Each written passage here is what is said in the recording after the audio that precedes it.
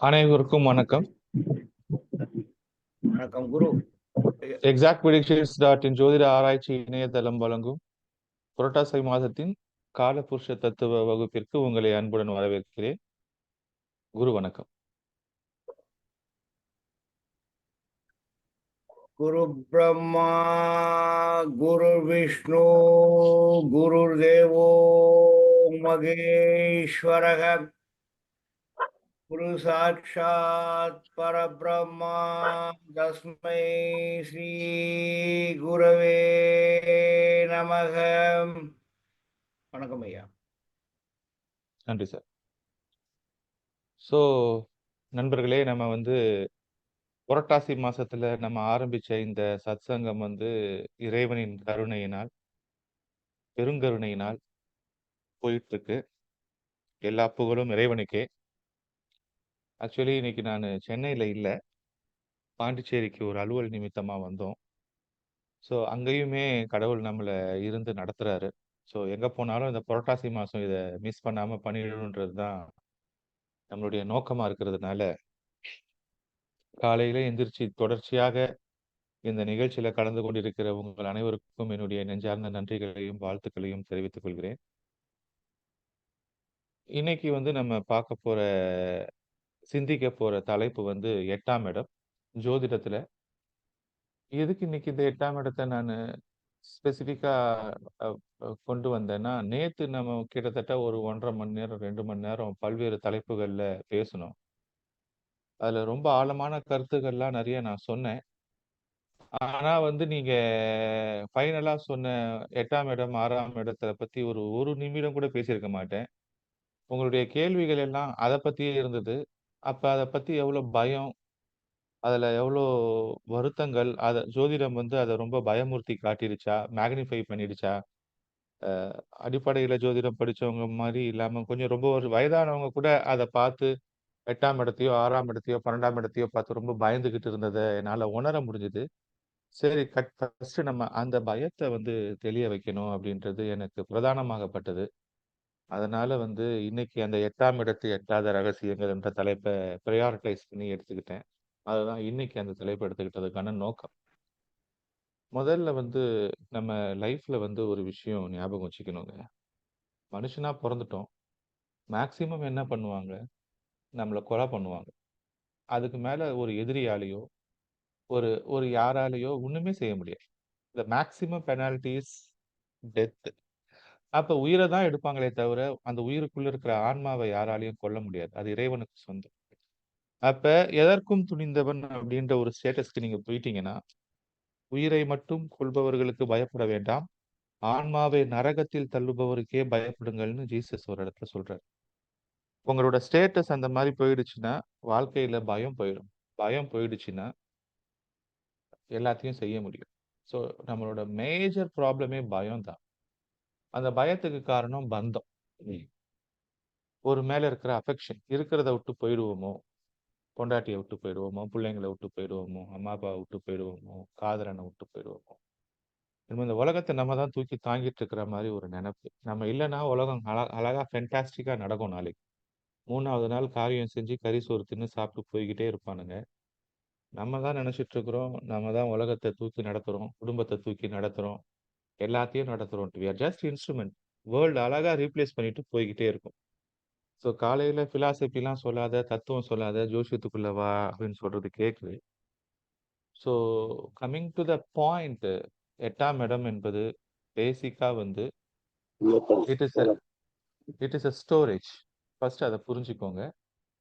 நம்ம ஃபோனில் பேட்டரி இருக்கிற மாதிரி. நம்ம நார்மலாக இப்போ யூஸ் பண்ணுற ஒரு டிவைஸில் இருந்து சொன்னால் உங்களுக்கு புரியும் இல்லையா? 8ஆம் இடம் என்பது நம்ம ஃபோனில் இருக்கிற பேட்டரி மாதிரி, வீட்டில் இருக்கிற இன்வெர்டர் மாதிரி, காரில் இருக்கிற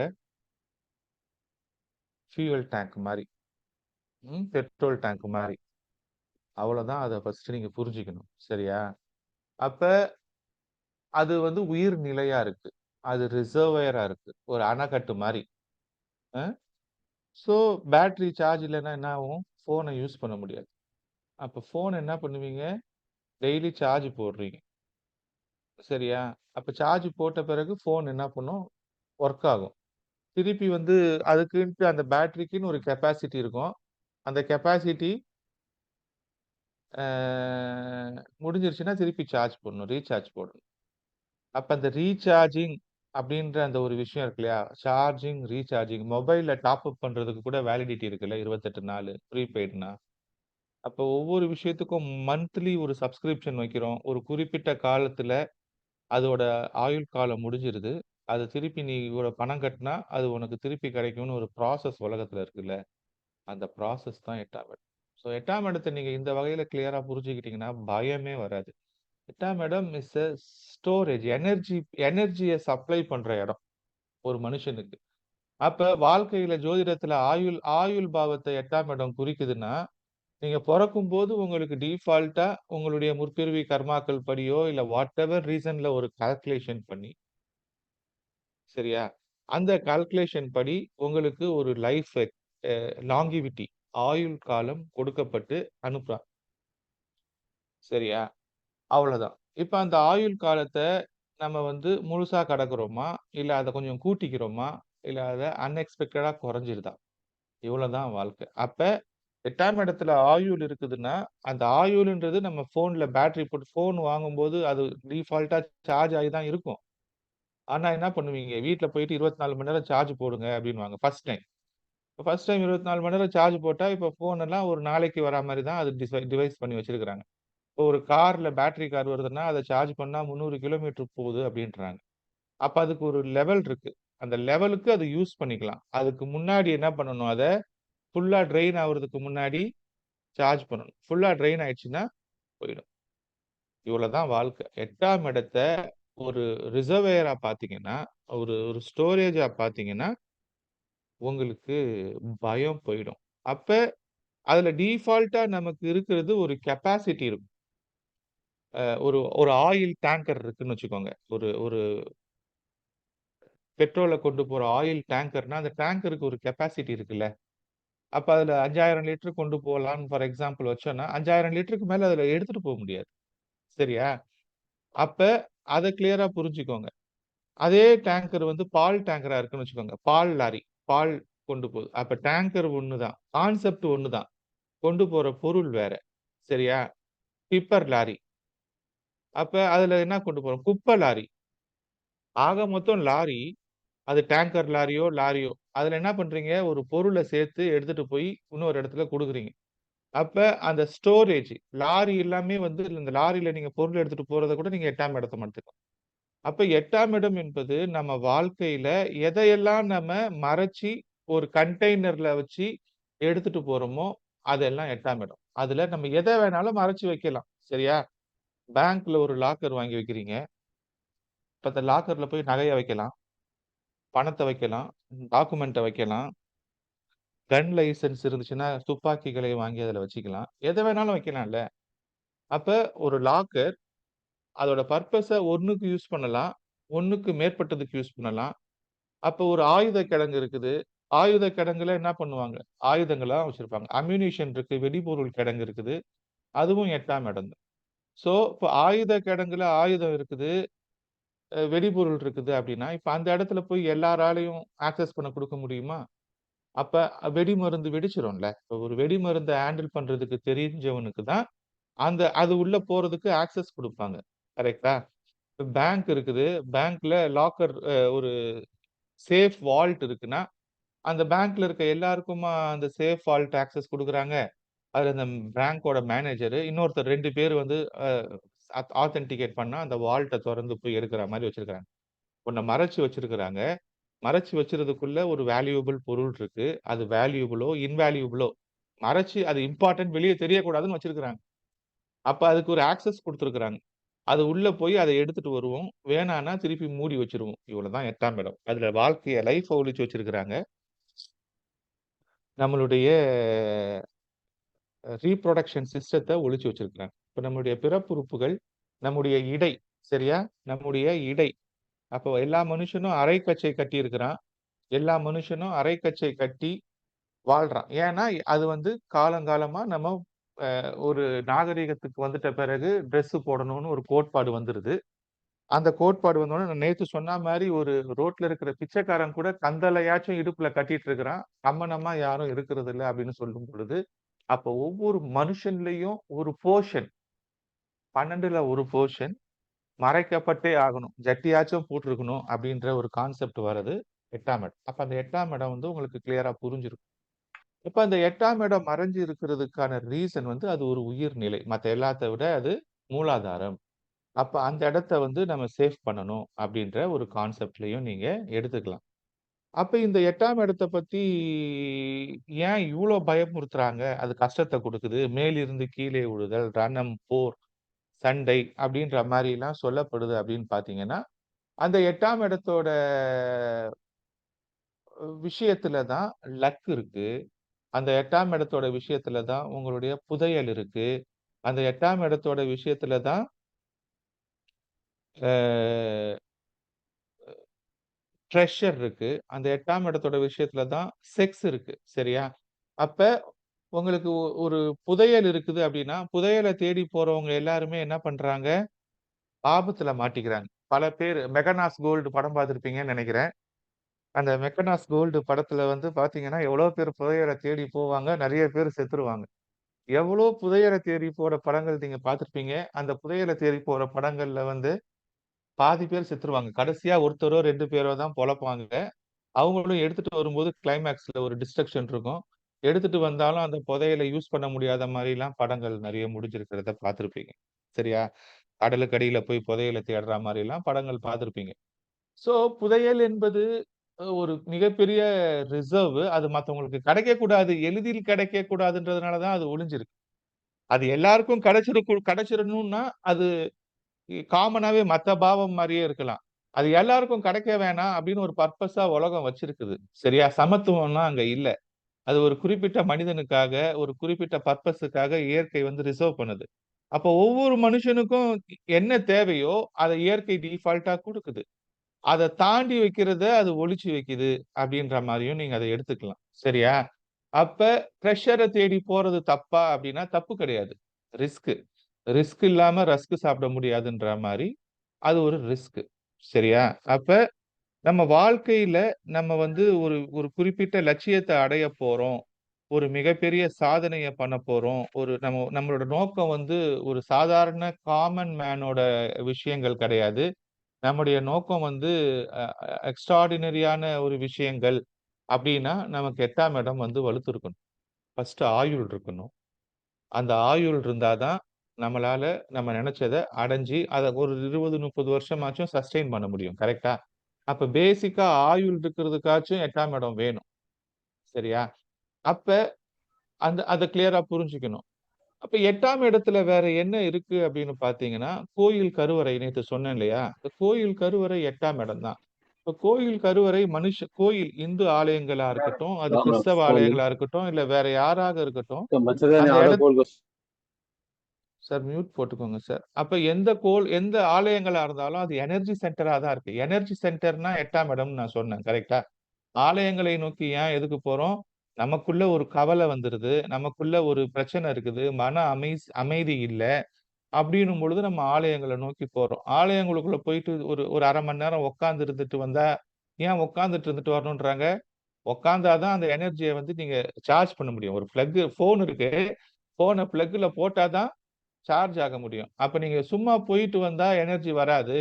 ஆலயங்கள்ல போனா, நீங்க அங்க வந்து ஒரு 1/2 மணி நேரம் உட்காரணும்னு சொல்றது, அந்த மண்ணுக்கும், உங்களுக்கும் டைரக்ட் டச் இருக்கும்.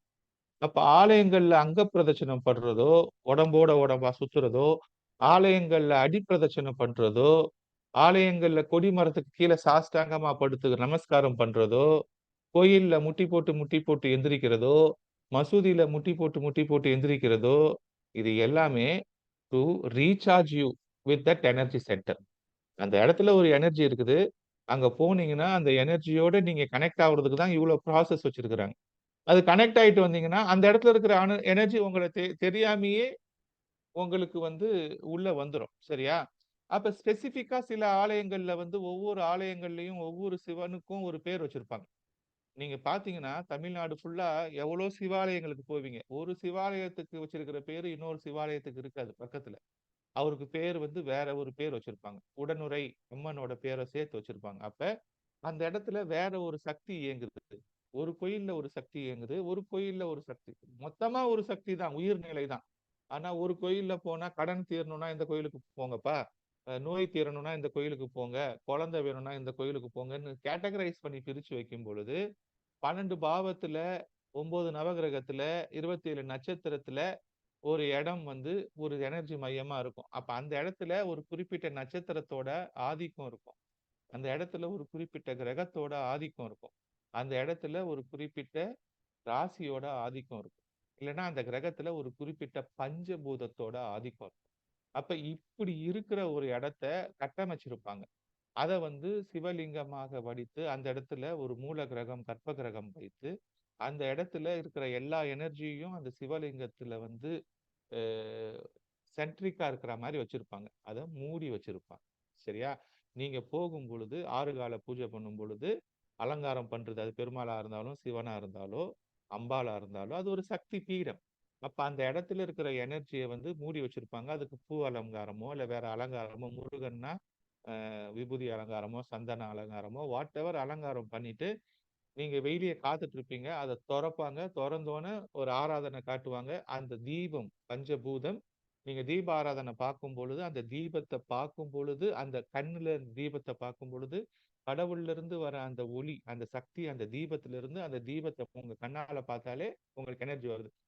அந்த ஐயர் வந்து கிட்ட கொண்டு வரும்போது அந்த தீபத்தை தொட்டு நீங்க கண்ணில் ஒத்திக்கும் பொழுதோ அந்த எனர்ஜி உங்களுக்கு பாஸ் ஆயிடும். தீபாராதனை காட்டுற நோக்கம் என்ன? 8ஆம் இடத்துல இருந்து கொண்டு வந்து அங்க இருக்கிற சக்தியை அந்த தீபத்துல உள்வாங்கி அந்த தீபத்தை கொண்டு வந்து உங்ககிட்ட கொடுக்கும் பொழுது நீங்க தொட்டு நீங்க கொண்டு உங்க ஆசீர்வாதத்தை எடுத்துக்கிறீங்க. அப்படி இல்லைன்னா விபூதி கொண்டு வந்து கொடுக்கும் பொழுது அந்த விபூதி வந்து அங்க அந்த அந்த லிங்கத்தோட அடியில வச்சு அந்த அந்த கிரகத்தின் அந்த கர்ப்ப கிரகத்துல இருக்கிற விக்கிரகத்துல வச்சுட்டு கொண்டு வந்து கொடுக்கும் பொழுதோ விபூதியோ சந்தனமோ கொடுக்கும் பொழுதோ இல்ல குங்குமமோ கொடுக்கும் பொழுதோ அந்த பொருள் மூலமா உங்களுக்கு அந்த எனர்ஜி கடத்தப்படுது. இத வந்து இன்னொரு வகையில சொன்னா பிரசாதம்.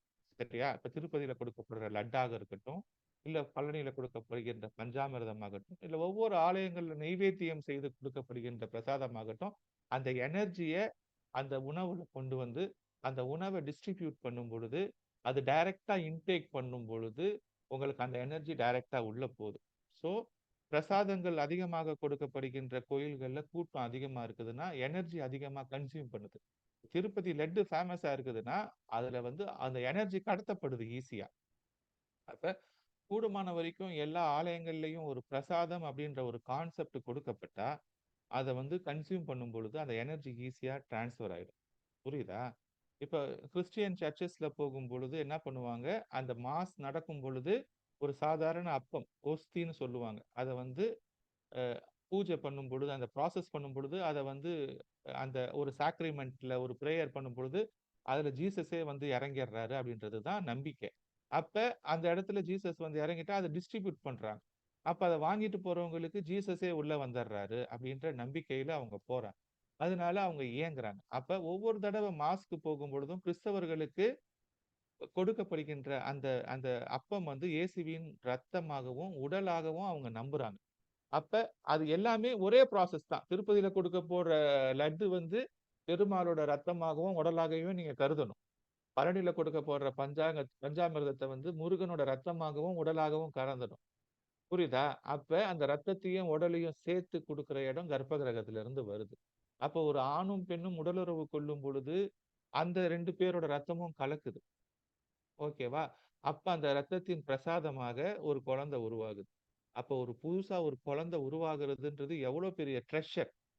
ஒரு குழந்தை என்பது பூமியில உருவாகிறது ஒரு மிகப்பெரிய பாக்கியம் இல்லையா? அந்த பாக்கியத்தை கொடுக்கிற இடத்தை தான் நம்ம மறைச்சு வச்சிருக்கோம். நம்ம சந்ததியை உருவாக்குது.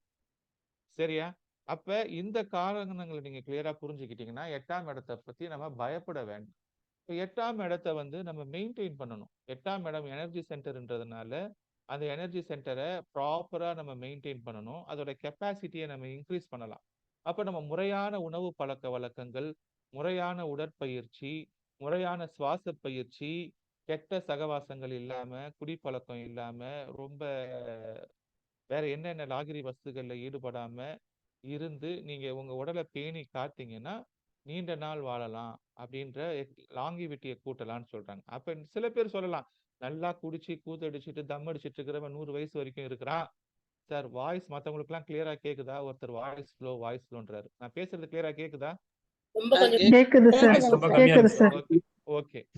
ஸோ அப்ப அந்த அடிப்படையில வந்து அ அ அ ரொம்ப போட்டு யோசிக்காதீங்க. சில பேருக்கு அந்த மாரி பிராப்தம் இருக்குது. எல்லாத்தையும் அனுபவிக்கணும்ன்ட்டு அவங்க பிறப்பு எடுத்திருப்பாங்க. சரியா? அப்ப அந்த வகையில வந்து நம்ம கூடுமான வரைக்கும் நமக்கு இயற்கை, கூடுமான வரைக்கும் மருத்துவம் நமக்கு அறிவுறுத்துகின்ற அந்த முறைகள்ல நம்ம உடல் ஆரோக்கியத்த பாதுகாத்துக்கிட்டா, அந்த லைஃப் எக்ஸ்பெக்டன்சிய நம்ம 10 வருஷம் கூட்டிக்கிறதுக்கு எல்லா மனுஷனுக்கும் வாய்ப்புகள் இருக்கு. சரியா? இப்ப நீங்க வந்து ஒரு நோய்வாய் படுக்கையில போய் படுத்திருக்கிறீங்க. ஹாஸ்பிட்டல்ல டாக்டர் கைவிட்டுட்டார். அப்ப அவருக்கு இன்னும் கொஞ்ச நாள் தான், ஒரு 5 நாளோ, 10 நாளோ, 1 வாரம் தான் உயிர் போயிடணும்போது, அந்த மாரி மரண படுக்கையில படுத்திருக்கிறவங்க, நம்மளுடைய ஜெபத்தாலேயோ, கடவுளோட அனுகிரகத்தாலேயோ, கூட இருக்கிற ரத்த சொந்தங்களின் வேண்டுதல்களாலேயோ பொழச்சு, திருப்பி வந்து 10 வருஷம் வாழ்ந்தவங்கலாம் இருக்கிறாங்க. அந்த மாரி லைஃப் எக்ஸ்டென்ஷன் கூடுமான வரைக்கும் 10 வருடத்திலிருந்து 15 வருடம் வரைக்கும் எக்ஸ்டென்ஷன் பண்றதுக்கான வாய்ப்புகள் இருக்கு. நம்ம டிஃபால்ட்டா நமக்கு கொண்டு வந்த ஆயுளை விட, நம்ம வந்து இன்னும் ஒரு 10 வருஷம் கூடுதலா வாழ்வதற்கான வாய்ப்புகள பிரபஞ்சம் குடுக்குது. போனஸ். அத நம்ம கிளைம் பண்றோமா? இந்த போனஸ் லைஃப்ப கிளைம் பண்றோமா?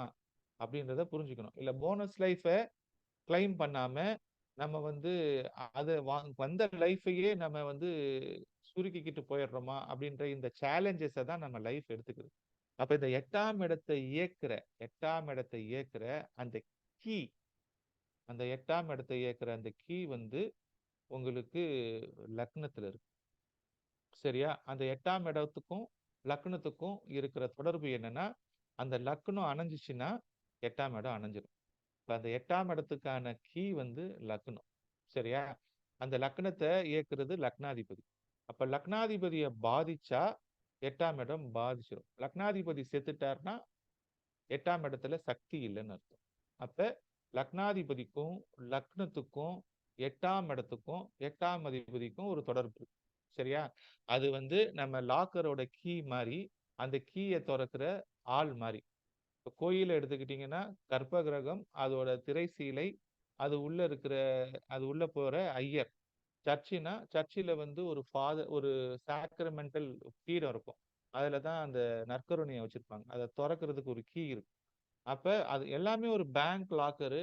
எல்லாமே ஒரு ட்ரெஷர் தான். இப்ப ஆணும் பெண்ணும் இணையும் பொழுதும் we undress and we do the intercourse. அப்ப அந்த அந்த ப்ராசஸ பார்க்கும் பொழுது அந்த நேரத்துக்காக மட்டும்தான் அதை திறப்பாங்க. அதுக்கப்புறம் அதை மூடிடுவாங்கன்றதுதான் 8ஆம் இடம்.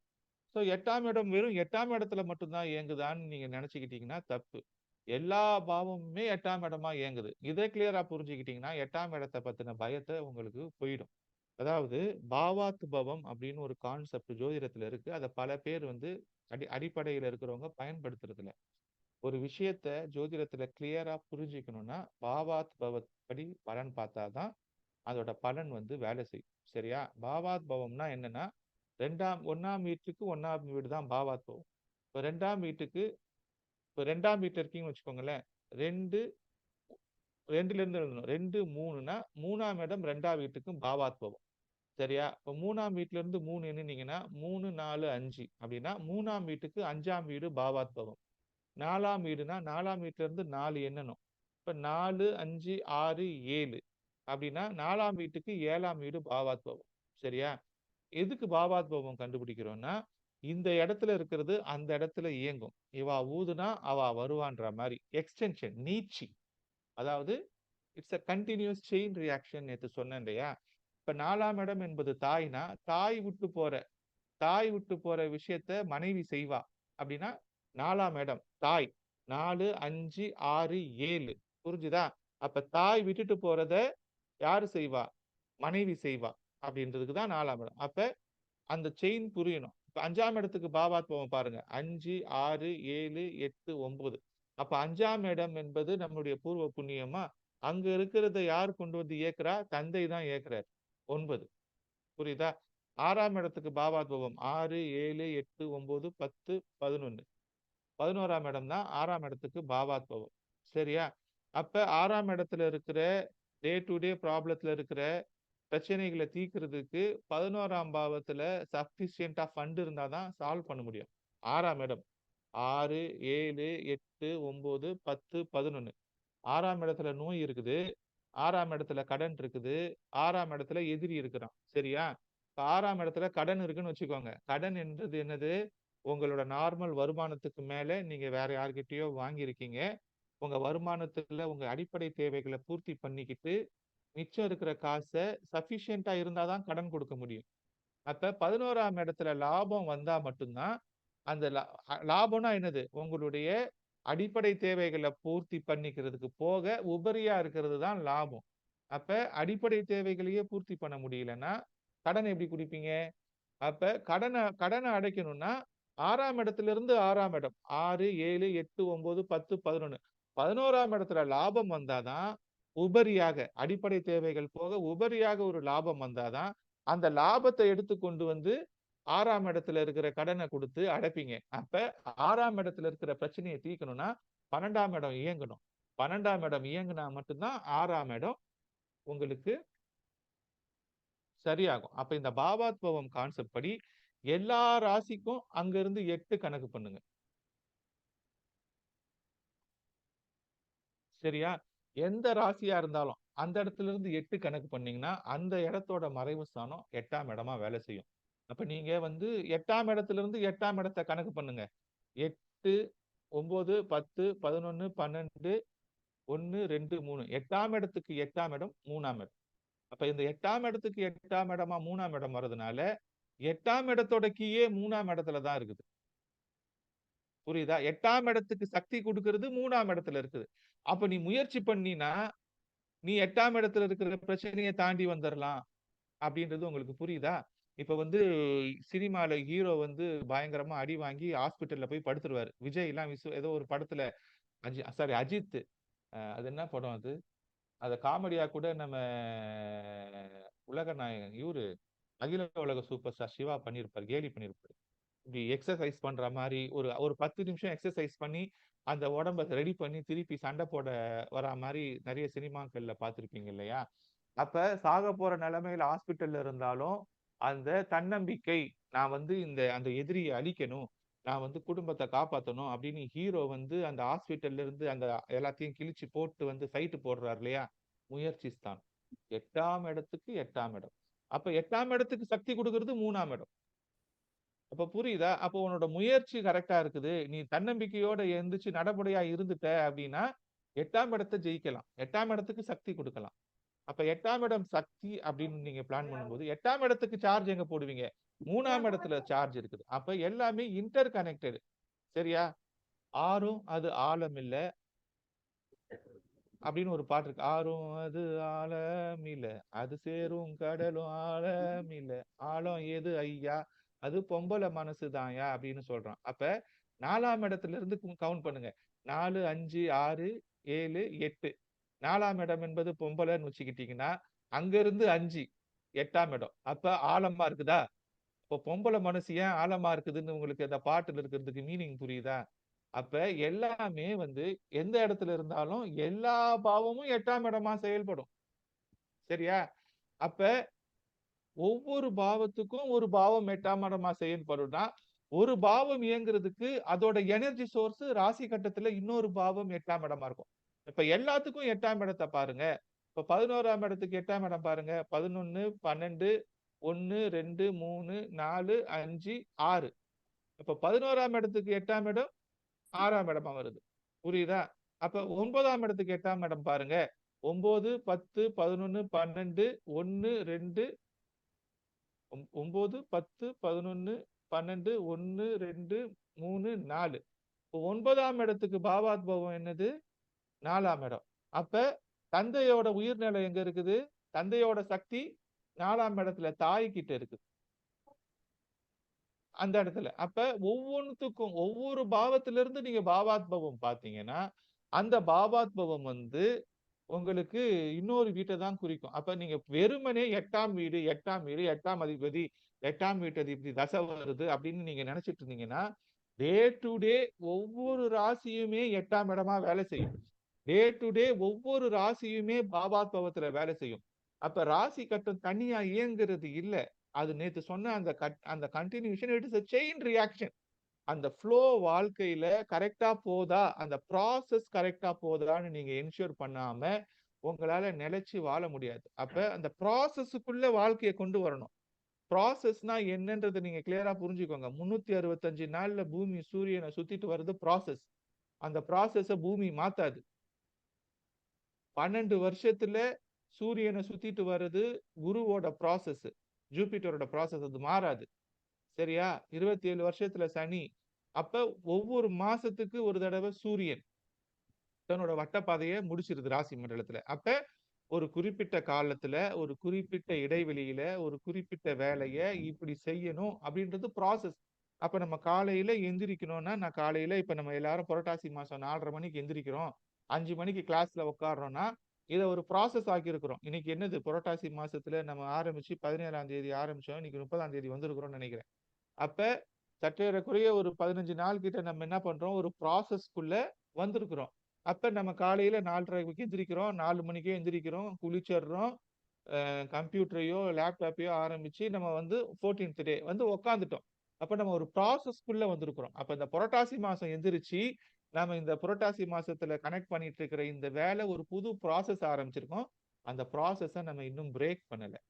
அப்ப அந்த ப்ராசஸ் பிரேக் பண்ணாம போகுது அப்படின்னா அது இயங்கிக்கிட்டே இருக்கும். அப்ப அது சக்தி ஒரு வட்டத்துக்குள்ள வந்துருச்சுன்னா அந்த சக்தியை வந்து பக்கத்து வீடு இயங்குறதுக்கு முன்னாடி வீடு கொடுக்கும், முன்னாடி வீடு கொடுக்கறதுக்கு பக்கத்து வீடு. அப்ப ஃபர்ஸ்ட் சைக்கிளை சுத்துறது தான் கஷ்டம். ஃபர்ஸ்ட் 2 நாள் 3 நாள் எந்திரிக்கிறது தான் கஷ்டமா இருந்துச்சு. இப்ப 14வது நாள் நம்ம எந்திரிச்சு இந்த வேலையை செய்யற பொழுது அப்ப ஃபர்ஸ்ட் செய்யறது தான் கஷ்டம். அப்ப அந்த ப்ராசஸ்க்குள்ள கொண்டு வரணும். நம்ம வாழ்க்கைய ஒரு ஒழுக்கத்துக்குள்ள கொண்டு வரணும். இந்த இடத்துல ப்ராசஸ தமிழ்ல நீங்க ஒரு வார்த்தையில கொண்டு வந்தீங்கன்னா ஒழுக்கம். ஒழுக்கம் என்பது ஒருத்தனோட ஒருத்தி வாழ்றது அந்த மீனிங்ல சொல்லல. இந்த ஒழுக்கம் என்பது ஒரு ப்ராசஸ். அப்ப அந்த ப்ராசஸ்ல நான் காலையில இந்த டைம் இதுக்கு தான் செய்வேன். இந்த டைமை குவாலிட்டியா 1 மணி நேரம் என் மனைவி கூட செலவு பண்ணுவேன். என் மனைவி நான் எவ்வளவு பிஸியா இருந்தாலும் 1 மணி நேரம் நானும் என் மனைவியும் கண்ணோடு கண் பார்த்து பேசிக்கிட்டு காஃபி குடிச்சுக்கிட்டு சிரிச்சுக்கிட்டு அளவாளவு ஒரு மணி நேரம் மனைவியோட வாழ்ந்து பாருங்க. அப்படின்னு இருக்கும் பொழுது உங்களுக்கு மனைவிக்கான கொடுக்க 24 மணி நேரத்துல 1 மணி நேரம் மனைவிக்கு கொடுக்குறீங்களா? That is fair. என் புருஷன் வந்து எனக்காக உயிரை கொடுக்குறார். அப்ப மிச்சம் 23 மணி நேரம் உங்களை தொல்லை பண்ண மாட்டாங்க. சரியா? வாரத்துக்கு ஒரு தடவை கோயிலுக்கு போறீங்களா? உங்க குலதெய்வத்து கோயிலுக்கு போறீங்களா? இல்ல ரெகுலரா ஒரு கோயிலுக்கு போறீங்களா? இல்ல சர்ச்சுக்கு போறீங்களா? இல்ல மசூதிக்கு போறீங்களா? நீங்க டெய்லி போகணும்னு அவசியம் இல்லை. போனா நல்லது. ஆனா ஒரு குறிப்பிட்ட இடைவெளியில நான் மாசத்துக்கு ஒரு தடவை தான் போவேன் அப்படின்னா அந்த மாசத்துக்கு ஒரு தடவை நீங்க போகலன்னா அந்த தெய்வம் உங்களுக்காக காத்துட்டு இருக்கும். இது உங்களுக்கு உணர மாட்டீங்க நீங்க. சரியா? அப்ப நீங்க வாரத்துக்கு ஒரு தடவை தான் வருவேன் பெருமாளே அப்படின்னு பெருமாள் கிட்ட சொல்லிட்டு வந்துட்டீங்கன்னா பெருமாள் மத்த நாள்லாம் உங்களை டிஸ்டர்ப் பண்ண மாட்டாரு. நீங்க சொன்ன நாளுக்கு பெருமாளை போய் பார்க்கலன்னா வரேன்னு சொன்னா வரவே இல்லை அப்படின்னு ஃபீல் பண்ணிட்டு இருப்பாரு.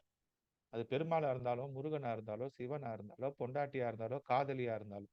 காதலி எங்கேயோ இருக்கிறா, டெய்லி பார்க்க முடியாட்டினாலும் வாரத்துக்கு ஒரு நாள் எங்கேயாச்சும் பார்த்துட்டு இருப்பீங்க. அந்த வாரத்துல அந்த காதலி அந்த நாள் நீங்க பார்க்கலன்னா உங்களுக்கு எப்படி வருத்தமா இருக்குது? அந்த காதல் உணர்வு எப்படி உங்களுக்கு வருத்தத்தை கொடுக்குதோ அந்த உணர்வு எல்லா உயிர்களிடத்திலும் எல்லா இடத்துக்கும் இருக்கு. அப்ப எல்லாத்துக்கும் அட்டென்ஷன் கொடுக்கணும்.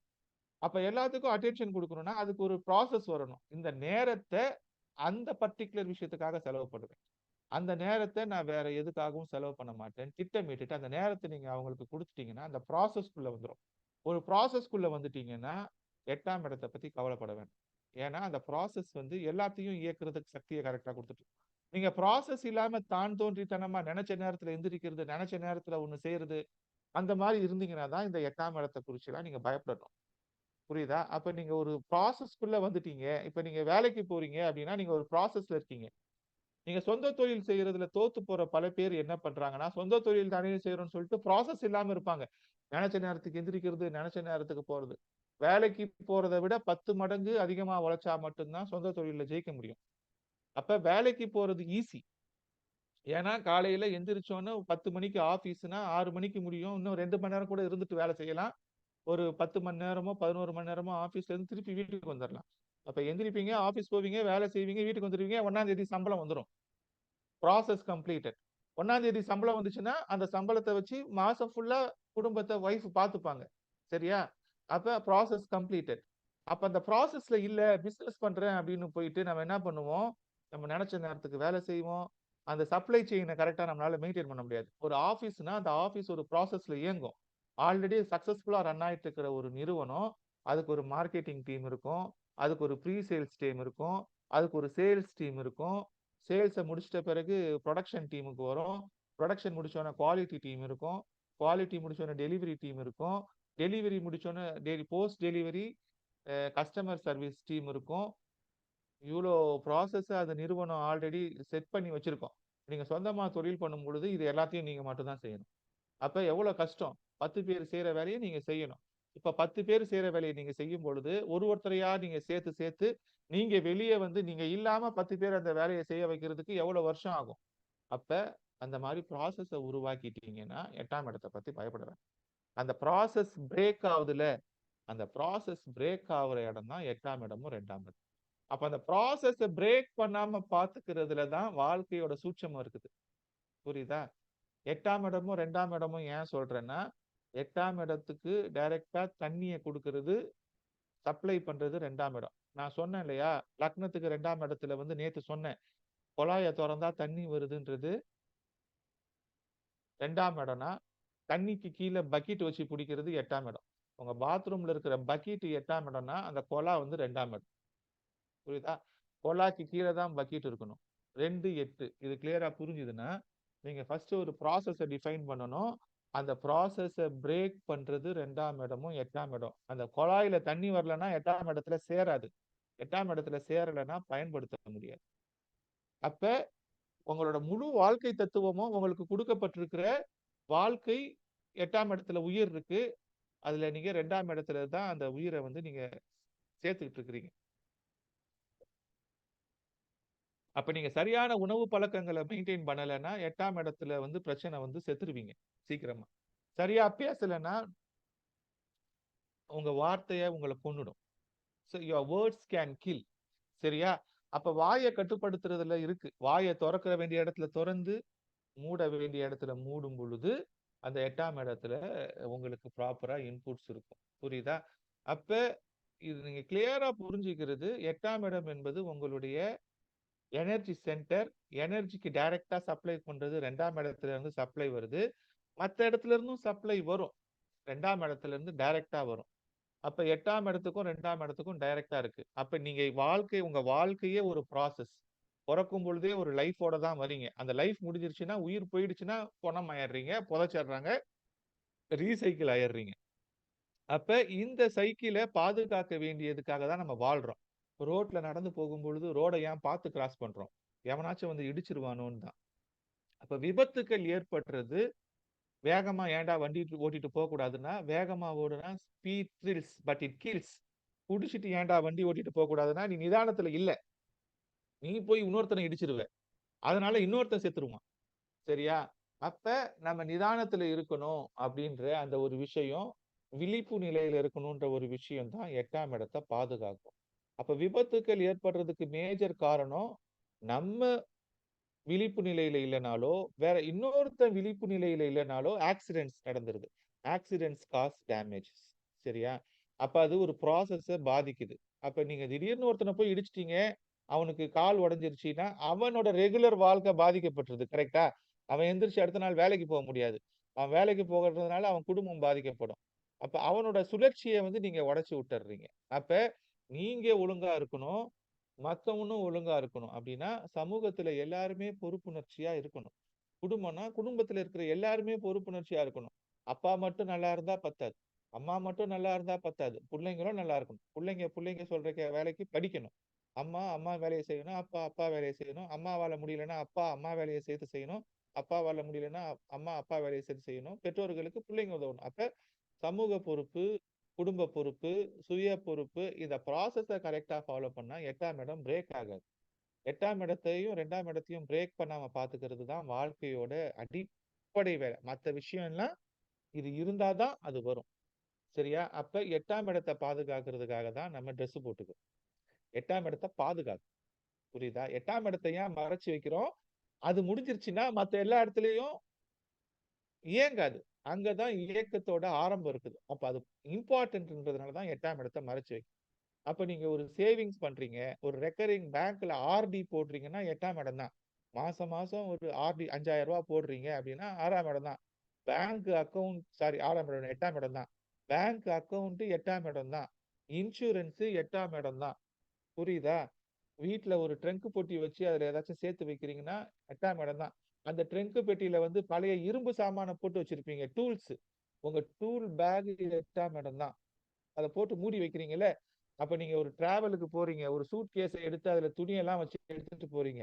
8ஆம் இடம் தான். மூடி வச்சிருக்கிறது எல்லாத்தையும் 8ஆம் இடமா வச்சுக்கோங்க. சரியா? சில சமயம் அது 4ஆம் இடமாவும் வேலை செய்யும். அது வேற விஷயம். சில சமயம் அது மத்த விஷயங்களாகவும் வேலை செய்யும். அப்ப அந்த 8ஆம் இடத்த கான்செப்ட் பண்ணீங்கன்னா, அப்ப இன்சூரன்ஸ் 8ஆம் இடம் தான். அப்படின்னா செத்த பிறகு வர ரிசோர்ஸ். செத்துட்ட பிறகு கூட நம்ம குடும்பத்துக்கு நம்ம குடுத்துட்டு போற எனர்ஜி தான் இன்சூரன்ஸ். புரியுதா? அப்ப செத்தும் கொடுத்தான் சீதக்கடின்ற அந்த விஷயத்துக்கு நீங்க வந்தீங்கன்னாலும் 8ஆம் இடம் தான். அப்ப 8ஆம் இடம் சக்தி மையம்ன்றதுனால சக்தியை எப்படி சேமிச்சு வைக்கிறது? சக்தியை எப்படி பெருக்குறது? அப்ப மியூச்சுவல் ஃபண்ட்ல இன்வெஸ்ட் பண்றீங்க. ஷேர் மார்க்கெட்ல திடீர்னு லாபம் வருது. எஃபெக்டிவா ஹேண்டில் பண்றீங்க. திடீர்னு லாட்டரி அடிக்குது. அந்த மாதிரி புதையல் அந்த அந்த அன்எக்ஸ்பெக்டட் வெல்த் வருது இல்லையா? அந்த அன்எக்ஸ்பெக்டட் வெல்த் எல்லாம் 8ஆம் இடம் தான். ஓவராலா குமுலேட் ஆகியிருக்கும் உங்களுக்கு. திடீர்னு ஒரு நாள் அது வெளியே வந்துடும். ஒரு லெவலுக்கு மேல கெப்பாசிட்டிக்கு மேல அது சேர்ந்துருச்சுன்னா அதை வச்சிருக்க முடியாதுல்ல. அதனால அது வெளியே வந்து உங்களுக்கு ரிலீஸ் ஆயிடும். சரிதா? அதனாலதான் வந்து ஒரு ஒரு குறிப்பிட்ட பீரியடுக்கு மேல ஆண்களுக்கு விந்து அணு வெளியே வந்துடுற ப்ராசஸ் எல்லாம் நடக்குது. ஒரு லெவலுக்கு தான் அந்த சக்தி நிலையை தேக்கி வைக்க முடியும் உடம்பு.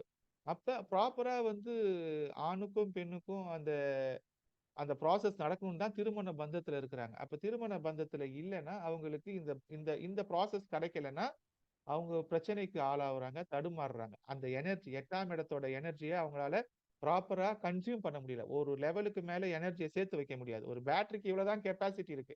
இப்போ ஆணுக்கோ பெண்ணுக்கோ 8ஆம் இடத்துல அவ்வளவுதான் கெப்பாசிட்டி இருக்கும்.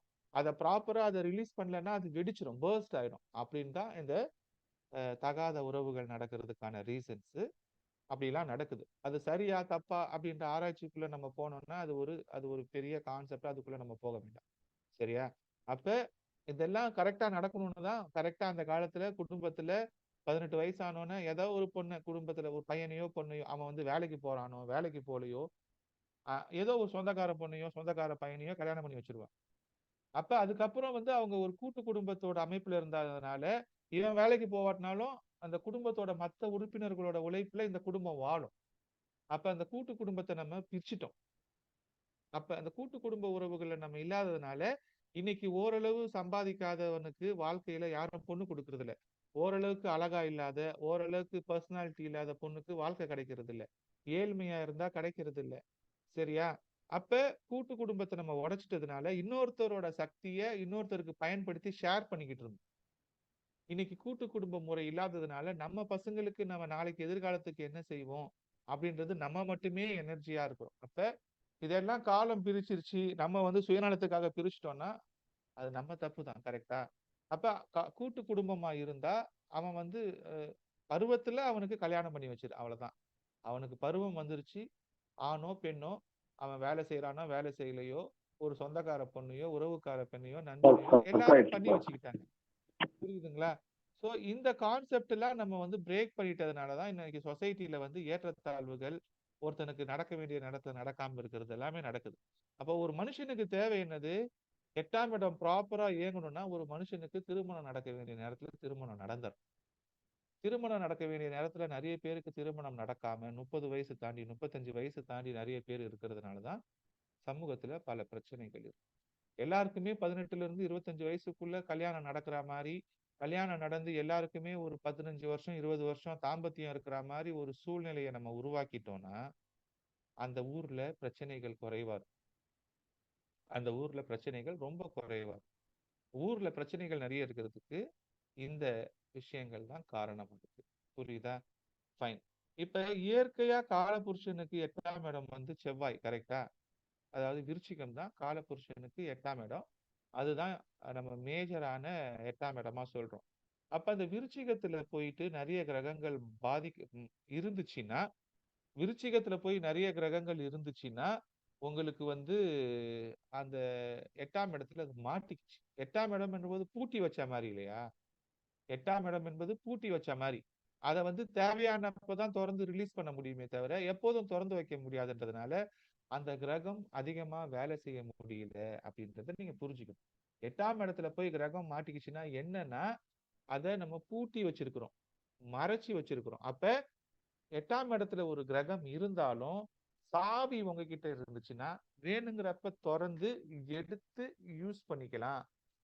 அப்படின்றது உங்களுக்கு புரிஞ்சுதுன்னா 8ஆம் இடத்துல கிரகம் இருந்தாலோ 8ஆம் இடத்துல என்ன பிரச்சனை இருந்தாலோ அதுக்கு ஒரு கழுவாய் இருந்துச்சு, அதுக்கு ஒரு ப்ராப்பர் பேக்கேஜ் இருந்துச்சுன்னா அதை வேணுங்கிறப்ப நம்மளால தொடர்ந்து வேணுங்கிறப்ப நம்மளால மூட முடியுதுன்னா பிரச்சனை இல்லை. இப்ப பேங்க்ல காசு இருக்குது, சரியா? காசை எப்படி எடுக்கலாம்? நேரா பேங்க்ல போய் தான் எடுக்கணும். அந்த காலத்துல எல்லாம் பேங்க்ல போய் எடுக்கலாம், சலான் வச்சு எழுதி எடுக்கலாம், இல்ல செக்கு கொடுத்து எடுக்கலாம். அப்படி இல்லைன்னா இப்ப ஏடிஎம் கார்டு எல்லார்கிட்டயும் இருக்குது. அப்ப ஏடிஎம் கார்டு என்ன பண்ணலாம்? போய் ஏடிஎம்க்கு போய் அந்த கார்டை கொடுத்து நம்ம பணத்தை எடுக்கலாம். இப்ப ஜிபே வந்துருச்சு. அப்ப வீட்டுல உட்கார்ந்த இடத்துல இருந்தே போன்ல இருந்து ஜிபே எடுக்கலாம். அப்ப ஒரே இடம் தான். 8ஆம் இடம் என்பது பேங்க் அக்கௌண்ட். பேங்க் அக்கௌண்ட்ல காசு இருக்கு. இப்ப யாருக்கு பணம் அனுப்பணும்னாலும் இப்ப என்ன பண்றோம்? நம்ம ஜிபே பண்ணிடுறோம். இல்ல பெரிய அளவு பண்ணணும்னா ஆர்டிஜிஎஸ் பண்றோம். இல்லைன்னா போய் கேஷ் கையில வேணும்னா என்னது, போயிட்டு பேங்க்ல இருந்து ஏடிஎம்ல இருந்து எடுக்கிறோம். ரொம்ப கேஷ் வித்ரா பண்ணணும், ஏடிஎம்ல ஒரு லிமிட் இல்லைன்னா பேங்க்குக்கு போய் ஒரு 5 லட்சம் எடுக்கணும்னா பேங்க்ல போய் செக் கொடுத்து எடுக்கிறோம். அப்ப கொஞ்சம் பணம் 1 லட்சம் ரூபாய்க்குள்ள நீங்க டிரான்ஸ்ஃபர் பண்ணணும்னா ஜிபேலயே டிரான்ஸ்ஃபர் பண்ணிடலாம். ஜிபே இல்லைன்னா நீங்க ஆர்டிஜிஎஸ்ல டிரான்ஸ்ஃபர் பண்ணலாம்.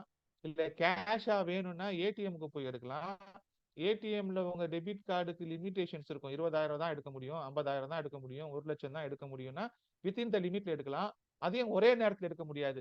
சில ஏடிஎம்ல 4,000 தான் வரும், சில ஏடிஎம்ல 100 ரூபா நோட்டு மட்டும் தான் வரும், சில ஏடிஎம்ல 10,000 ரூபாய் வரும், சரியா? சில ஏடிஎம்ல 10,000 ரூபாய்க்கு மேல வராது. அப்ப 10,000 ரூபாய்க்கு மேல எடுக்கணும்னா 4 தடவை எடுக்கணும். 4 தடவை ஏடிஎம்ல எடுத்தனா பின்னாடி கியூல இருக்கிறவன் திட்டுவான்.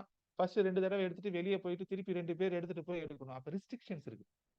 8ஆம் இடத்துல இருக்கும் பொழுது ரெஸ்ட்ரிக்ஷன்ஸ் இருக்குது. ஆனா நம்ம போய் எடுக்கணும். மத்த பாவத்துல ரெஸ்ட்ரிக்ஷன்ஸ் இல்ல. இப்ப 8ஆம் இடத்துல கிரகங்கள் மாட்டிக்கிச்சுன்னா கீ உங்ககிட்ட இருக்குதா? நீங்க நினைச்சா திறந்து யூஸ் பண்ணிக்க முடியுமா? நினைச்சா திறந்து யூஸ் பண்ண முடியாதா அப்படின்றத நீங்க புரிஞ்சுக்கணும். இந்த கீ இருந்தாலுமே கீ இருந்தாலுமே லைசன்ஸ் இருந்தாலுமே அந்த இன்னொருத்தர் இருக்கிறார் இல்லையா, அந்த அவர் வந்து விரும்பணும். உங்க மனைவியே இருந்தாலும் அவங்களுக்கு ஒரு மூடு இல்லைன்னா நீங்க போய் அவங்கள வந்து தொந்தரவு பண்ண முடியாது, சரியா? அப்ப ஒரு ஒரு ஒரு ப்ராஸ்டிடியூட்டே ஒரு விலை மாதுவே இருந்தாலும் அவங்க ஒத்துக்கிட்டாதான் அவங்களோட போயிட்டு நீங்க அந்த உறவை வச்சுக்க முடியும். அப்ப இன்னொருத்தர் சம்மதிக்கணும். அந்த சம்மதம்ன்றது முக்கியம். அது 8ஆம் இடம் கொடுக்கிறது தான். அந்த சம்மதத்தை கொடுக்கலன்னா, ஆக்சஸ் கொடுக்கலன்னா உனக்கு கொடுக்கல, அவ்வளவு பேருக்கு கொடுத்தியே எனக்கு கொடுக்கலன்னு நீ கேட்க முடியாது. உடனே எனக்கு பிடிக்கலடான்னா பிடிக்கலதான். ஒரு கோயில் இருக்குது, நீங்க நினைச்சா ஒரு கோயிலுக்கு போக முடியாது, அந்த தெய்வம் உங்களை அழைச்சாதான் போக முடியும். நீங்க திருப்பதிக்கு போகணும்னு நினைச்சிட்டு இருப்பீங்க, மூக்குத்தி அம்மன் படம் பார்த்திருப்பீங்க. மூக்குத்தி அம்மன் படத்துல என்ன பண்ணிருப்பாங்க, திருப்பதி போறதுக்கு பணம் சேர்த்துக்கிட்டே இருப்பாங்க.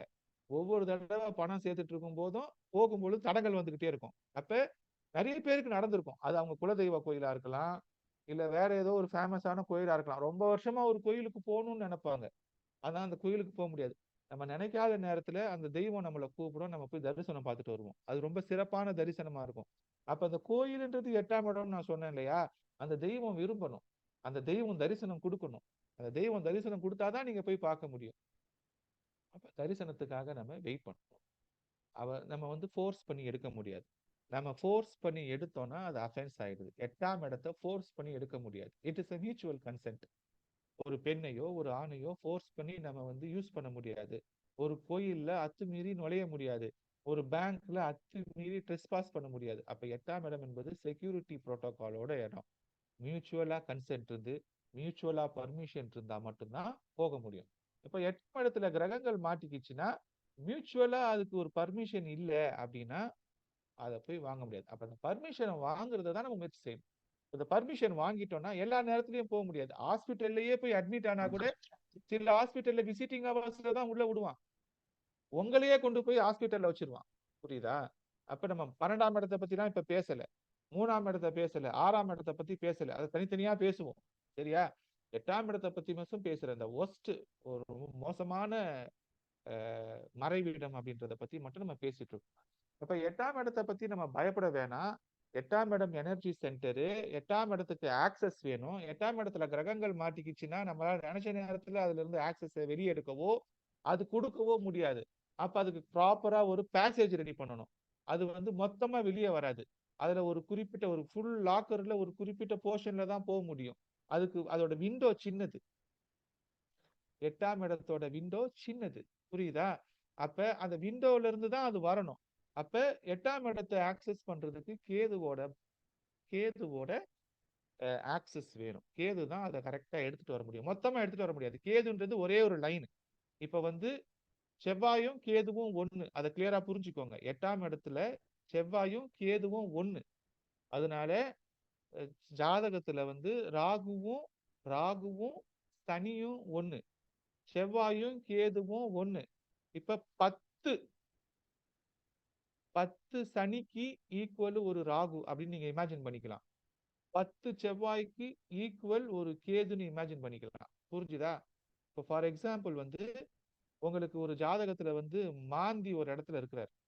மாந்தி இருக்கிற இடத்துல ஒரு பிரச்சனை இருக்குதுன்னு வச்சுக்கோங்களேன். அந்த இடத்துல ஒரு பிரச்சனை கன்ஃபார்மா இருக்கு அப்படின்னா, கோச்சாரத்துல செவ்வாய் அங்க போனாலோ, மாந்தி இருக்கிற இடத்துக்கு கோச்சாரத்துல கேது அங்க போனாலோ, இல்ல கோச்சாரத்துல செவ்வாய் அதை பார்த்தாலோ அந்த மாந்தி கட்டுப்படுவார். ஏன்னா மாந்தி சனியோட புள்ள.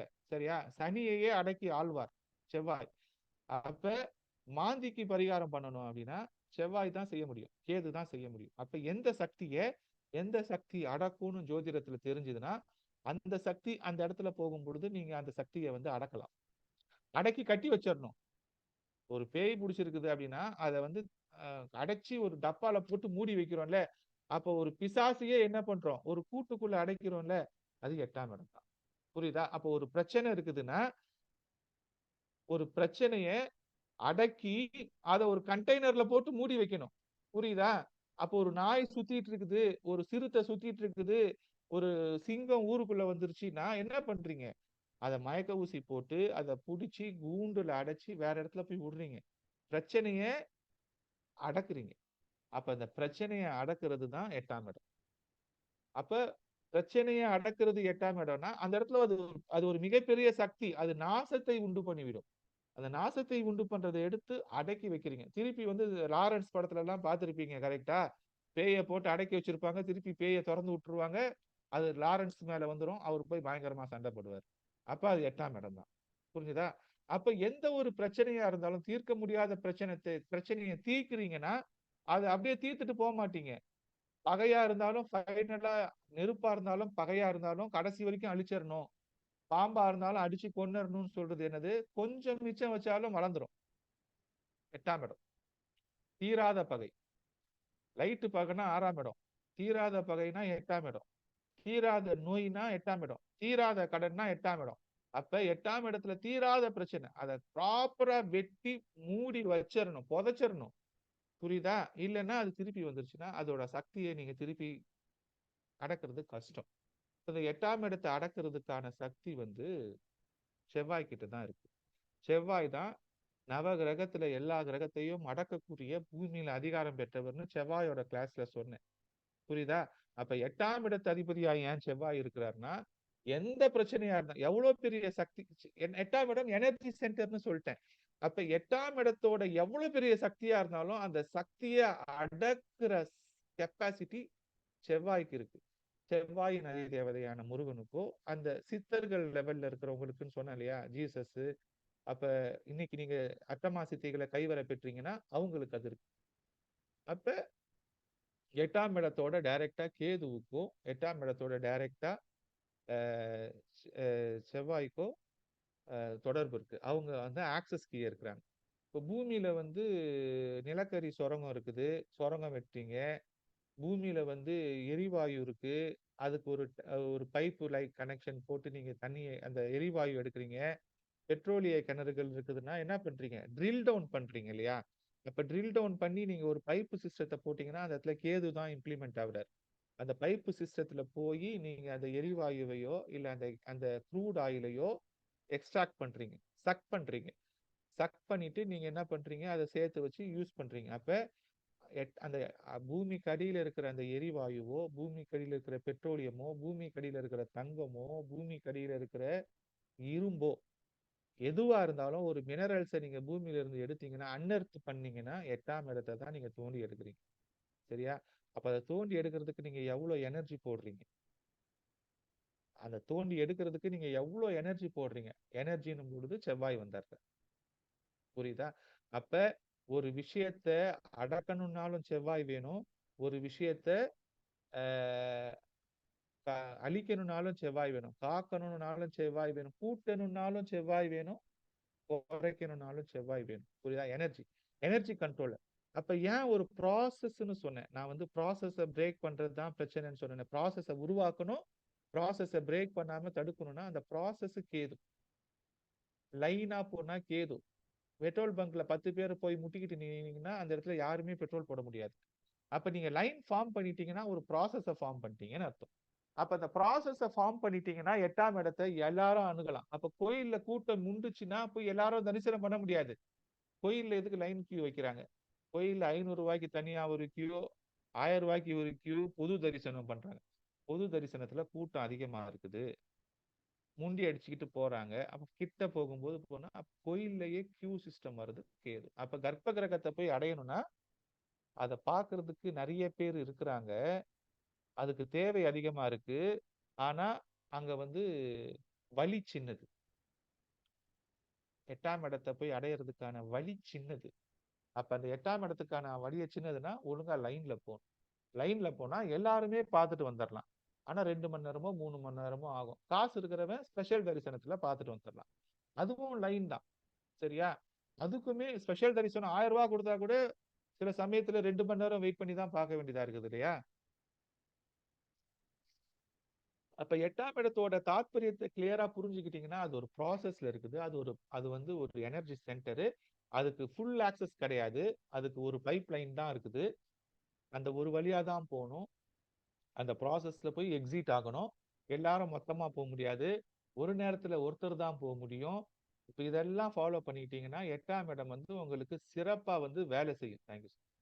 8ஆம் இடம் வந்து ரொம்ப சிறப்பா வந்து உங்களுக்கு வேலை செய்யும். புரியுதா? அப்ப 8ஆம் இடத்தை எப்படி யூஸ் பண்ணணும்னு தெரிஞ்சுக்கணும். அப்ப 8ஆம் இடத்தை சிறப்பா ஹேண்டில் பண்ண தெரிஞ்சதுன்னா 8ஆம் இடத்துக்கான பல்வேறு ஆக்சஸ் இருந்துச்சுன்னா வேணுங்கிற இடத்துல யூஸ் பண்ணிக்கலாம். 8ஆம் இடத்துக்கு ஆக்சஸ் இல்லைன்னா யூஸ் பண்ண முடியாது. இப்ப 8ஆம் இடம் எப்ப வரும்? அப்பா செத்துட்டா பிள்ளைக்கு ஆட்டோமேட்டிக்கா வாரிசு உரிமைப்படி அப்பாவோட அக்கௌண்ட் சொத்தெல்லாம் வந்துடும். அப்ப அது என்ன யோகம்? விபரீத ராஜயோகம். அந்த விபரீத ராஜயோகம் வேலை செய்யும் பொழுது அப்பா இறந்துட்டா தானாகவே அப்பாவோட சொத்து வந்துருது உங்களுக்கு. அப்ப அப்பாவோட பேங்க் அக்கௌண்ட்ல இருந்த பணம் உங்களுக்கு வந்துருது. மனைவிக்கு வந்துருது. இப்ப மனைவிக்கு வந்து பென்ஷன் இருக்குதுன்னா மனைவி இறந்துட்டாங்கன்னா கணவனுக்கு பென்ஷன் வருது. அப்ப விபரீத ராஜயோகம். புரியுதா? அப்ப ஒருத்தர் இறந்தா அந்த எனர்ஜி அங்கேயே இருக்கிறது இல்ல. அவர் இல்லைன்னா அந்த எனர்ஜி உங்களுக்கு டிரான்ஸ்பர் ஆகும். அப்படி டிரான்ஸ்பர் ஆகுறது தான் புதையல். அப்படி டிரான்ஸ்பர் ஆகுறது தான் லக்கு. ஒருத்தரோட இழப்புல உங்களுக்கு கெயின் கிடைக்கிறது. விபரீத ராஜயோகம் 8ஆம் இடத்தோடு சம்பந்தப்பட்டது. அப்ப ஒருத்தர் சாவுறது தப்பு கிடையாது. அது எனர்ஜி இன்னொருத்தருக்கு கொடுத்துட்டு போறாரு. புரியுதா? அப்ப விபரீத ராஜயோகங்கள் இப்படிதான் வேலை செய்யுது. நீச்சபங்க ராஜயோகம் எப்படி வேலை செய்யுதுன்னா, நீச்சபங்க ராஜயோகம் பயங்கரமா அடிபட்டு இதுக்கு மேல அடி வாங்க முடியாதுன்ற அளவுக்கு அடி வாங்கிட்ட பிறகு அது ராஜயோகமா வேலை செய்யுது. சரியா? அப்ப இது எல்லாமே 8ஆம் இடத்தோட பண்றது. இப்ப ஃபர்ஸ்ட் கஷ்டம்.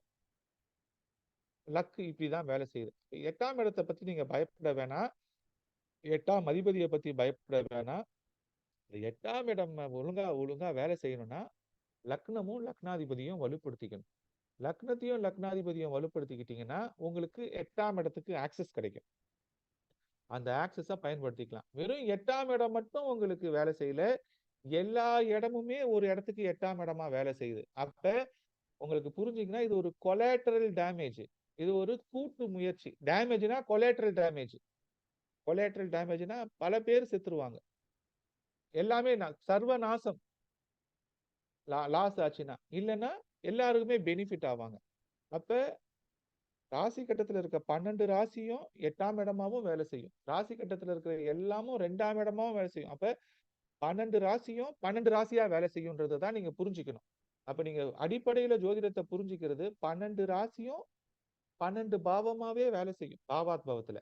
அப்ப நம்ம வெறும் பாவத்தை மட்டும்தான் பார்த்து பலன் சொல்றோம். அப்படி சொல்லக்கூடாது. இது இன்டர் கனெக்டட். பாவாத் பாவத்தை பார்த்து பலன் சொன்னாதான் இத பண்ணா அங்க அது கிடைக்கும். அதை பண்ணா இது இங்க கிடைக்கும்ன்றது புரியும். அப்பதான் ஜோதிடத்துல பரிகாரங்கிற சொல்றதுக்கு உங்களுக்கு பயிற்சி வரும். ஒரு விஷயத்துக்கோட தீர்வு பாவாத் பாவத்துல ஒளிஞ்சிருக்கு. அந்த பாவாத் எப்படி நான் சொன்னேன், 6ஆம் இடத்துக்கு எக்ஸாம்பிள் சொன்னேன் இல்லையா? 6ஆம் இடத்துக்கு பாவாத் பாவம் 11. கடனை தீரணும்னா லாபம் வரணும். லாபம் வரணும்னா உழைக்கணும். உழைக்கணும்னா 10ஆம் இடத்துல வேலை செய்யணும். அப்ப உழைக்காம அடிஷனல் லாபம் வராம அந்த லாபத்தை எடுத்து கடன் அடைக்க முடியாது. அப்ப இந்த தத்துவங்களை கிளியரா புரிஞ்சுக்கிட்டீங்கன்னா 8ஆம் இடத்தை பத்தி நீங்க பயப்பட வேணாம். 8ஆம் இடத்துல பத்தி இன்னும் சொல்லணும்னா திரிசூலம் அப்படின்ற அந்த விஷயங்கள்லாம் பூமியில ஆழமா எல்லா கோயில்லையும் எதுக்கு திரிசூலத்தை புதைச்சு வச்சிருக்கிறாங்க? எல்லா கோயில்லையும் எதுக்கு வேலாயுதத்தை புதைச்சு வச்சிருக்கிறாங்கன்னா மண்ணுல இருந்து சக்தி வெளியே வருது. 8ஆம் இடத்துல இருந்து முளைச்சி வருது. இப்ப 8ஆம் இடத்துல இருந்து முளைச்சி வர்றத சொல்றதுக்கு தான் அந்த திரிசூலமோ வேலாயுதமோ இல்ல கிறிஸ்தவர்கள் பயன்படுத்துற சிலுவையோ, இந்த சிலுவையோட சிம்பலோ திரிசூலமோ வேலாயுதமோ இந்த கோயில்கள்ல எல்லாம் காட்டப்பட்டிருக்கிற சிம்பல் என்ன தெரியுமா? உயிர்த்து வரது. அப்ப உயிர் 8ல இருக்கு. சக்தி தான் 8. அப்ப பொழைச்சி வர்றத சிம்பாலிக்கா காட்டுறது தான் வேல். பொழைச்சி வர்றத சிம்பாலிக்கா காட்டுறது தான் திரிசூலம். பொழைச்சி வர்றத சிம்பாலிக்கா காட்டுறது தான் சிலுவை. அதே மாதிரி இறப்பையும் அதுதான் குறிக்குது. செவ்வாய் என்ன பண்றாரு? சாவடிக்கிறதையும் அவர் தான் செய்வார், உயிரையும் அவர் தான் கொடுப்பார். செவ்வாய் சமத்துவப்படுத்துவாருன்னு சொன்னேன் இல்லையா? செவ்வாயோட தத்துவத்தை புரிச்சுக்கோங்க. செவ்வாய் நியூட்ரல் பண்றவர். ஏறுச்சுன்னா இறக்கி விடுவார், இறக்கிச்சுன்னா ஏத்தி விடுவார். அவர் ஒரு டிரான்ஸ்பார்மர் மாதிரி. உயிரை கொடுப்பவரும் அவர்தான், உயிரை எடுப்பவரும் அவர்தான். லக்னமும் அவர்தான், 8ஆம் இடமும் அவர்தான். புரிஞ்சுதா? அது கிளியரா புரிஞ்சுதுன்னா 1ஆம் இடமும் 8ஆம் இடமும் புரிஞ்சிடும். அதுக்கப்புறம் 2ஆம் இடமும் 7ஆம் இடமும் எப்படி வேலை செய்யுதுன்னா அதுக்கு ஒரு பாட்டு இருக்குது. அது என்ன பாட்டு? விசு படத்துல வருமே, ஆவதும் பெண்ணாலே மனுஷன், அழிவதும் பெண்ணாலே, வாழ்வதும் பெண்ணாலே, அவனே தாழ்வதும் பெண்ணாலேனா அந்த 2ஆம் இடமும் 7ஆம் இடமும் பெண்ணு. சரியா? மனுஷன் வாழ்றதும் சாவுறதும் சுக்கிரன் கையில இருக்குது. அந்த செவ்வாயை சுக்கிரன் எப்படி பார்த்துக்குதுன்றத பொறுத்து வாழ்றதும் பெண்ணாலே, மனுஷன் அழிவதும் பெண்ணாலே, தாழ்வதும் பெண்ணாலே, அவனே உயர்வதும் பெண்ணாலேன்றதுனால 1, 2, 7, 8 இந்த 4 புள்ளி வச்சீங்கன்னா 8 வந்துடும். 1ஆம் வீடு மேஷம், ரிஷபம், துலாம், விருச்சிகம் 4 புள்ளி வச்சுக்கோங்க. செவ்வாய் சுக்கிரன். ஆவதும் பெண்ணாலே, அழுவதும் பெண்ணாலே, வாழ்வதும் பெண்ணாலே, அவனே தாவதும் பெண்ணாலே. அப்ப உயிரை கொடுக்கிறது எடுக்கிறது செவ்வாய். அந்த உயிரை கொடுக்கறதையும் எடுக்கிறதையும் தீர்மானிக்கிறது சுக்கிரன். அப்ப இவங்க 2 பேரும் ப்ராப்பரா ஒருமிச்சு ஒன்னா வாழ்ந்தாதான் 8 அந்த இன்ஃபினிட்டி.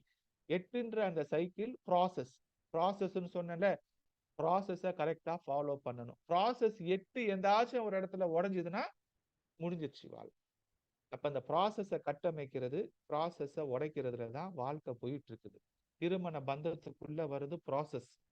திருமண பந்தம் முறிவுன்றது ப்ராசஸ் பிரேக். முறிஞ்சிச்சுன்னா முடிஞ்சதுதான். பொண்டாட்டி செத்துட்டா ஆம்பளைக்கு வாழ்க்கையே கிடையாது, ஆம்பளை செத்துட்டா பொண்டாட்டிக்கும் வாழ்க்கை கிடையாது. அப்ப அதோட அந்த வீரியம் புரியுது. அது 8க்குள்ள கரெக்டா சுத்தணும். 1, 2, 7, 8 கரெக்டா சுத்த வச்சீங்கன்னா ப்ராசஸ். அந்த ப்ராசஸை பிரேக் பண்ணாம பாத்துக்கிறதுல நம்மளுடைய சாமர்த்தியம் இருக்குது. உங்களுக்கு இது வரைக்கும் எடுத்ததுல சந்தேகங்கள் இருந்துச்சுன்னா கேளுங்க, நான் ஒண்ணு ஒண்ணா சொல்றேன். உங்களுக்கு புரிஞ்சிடுச்சா? ஃபர்ஸ்ட் 8ஆம் இடத்தை பத்தி புரிஞ்சுக்கிட்டீங்களான்றது மட்டும் எனக்கு தெரிஞ்சா போதும். கொஸ்டின்ஸ்? புரிஞ்சு விட்டோம் சார், தெளிவாக விளக்கினீர்கள். நன்றி சார், வாழ்த்துக்கள். சொல்லுங்க சாமிநாதன். ஐயா வணக்கம் ஐயா, திருச்சியில இருந்து பேசுறேங்க ஐயா. வணக்கம் சார். ஐயா இப்ப நீங்க 8ஆம் இடத்தை பத்தி சொன்னீங்க, ஓரளவுக்கு எல்லாமே புரியுதுங்க. இப்ப நான் விருச்சிக இலக்கணங்க ஐயா. விருச்சிக இலக்கணத்துல என்னுடைய 8ஆம் அதிபதி புதன். இப்ப எனக்கு சனி தசை ஓடிக்கிட்டு இருக்கு. அங்க 8ஆம் இடத்துல சனியும் இருக்கிறாரு. இப்ப எனக்கு எதுங்க ரெண்டுமே பாதிப்பை கொடுக்குங்களா எப்படிங்க? சனி தசை இப்ப, அடுத்தது புதன் தசை. 8ஆம் இடத்துல இருந்து அவரு தான் தசை நடத்துறாரு. இப்ப அடுத்த அட்டமாதிபதியே தசை நடத்துறாரு. இல்ல எதுங்க எனக்கு பாதிப்பு கொடுக்கும்?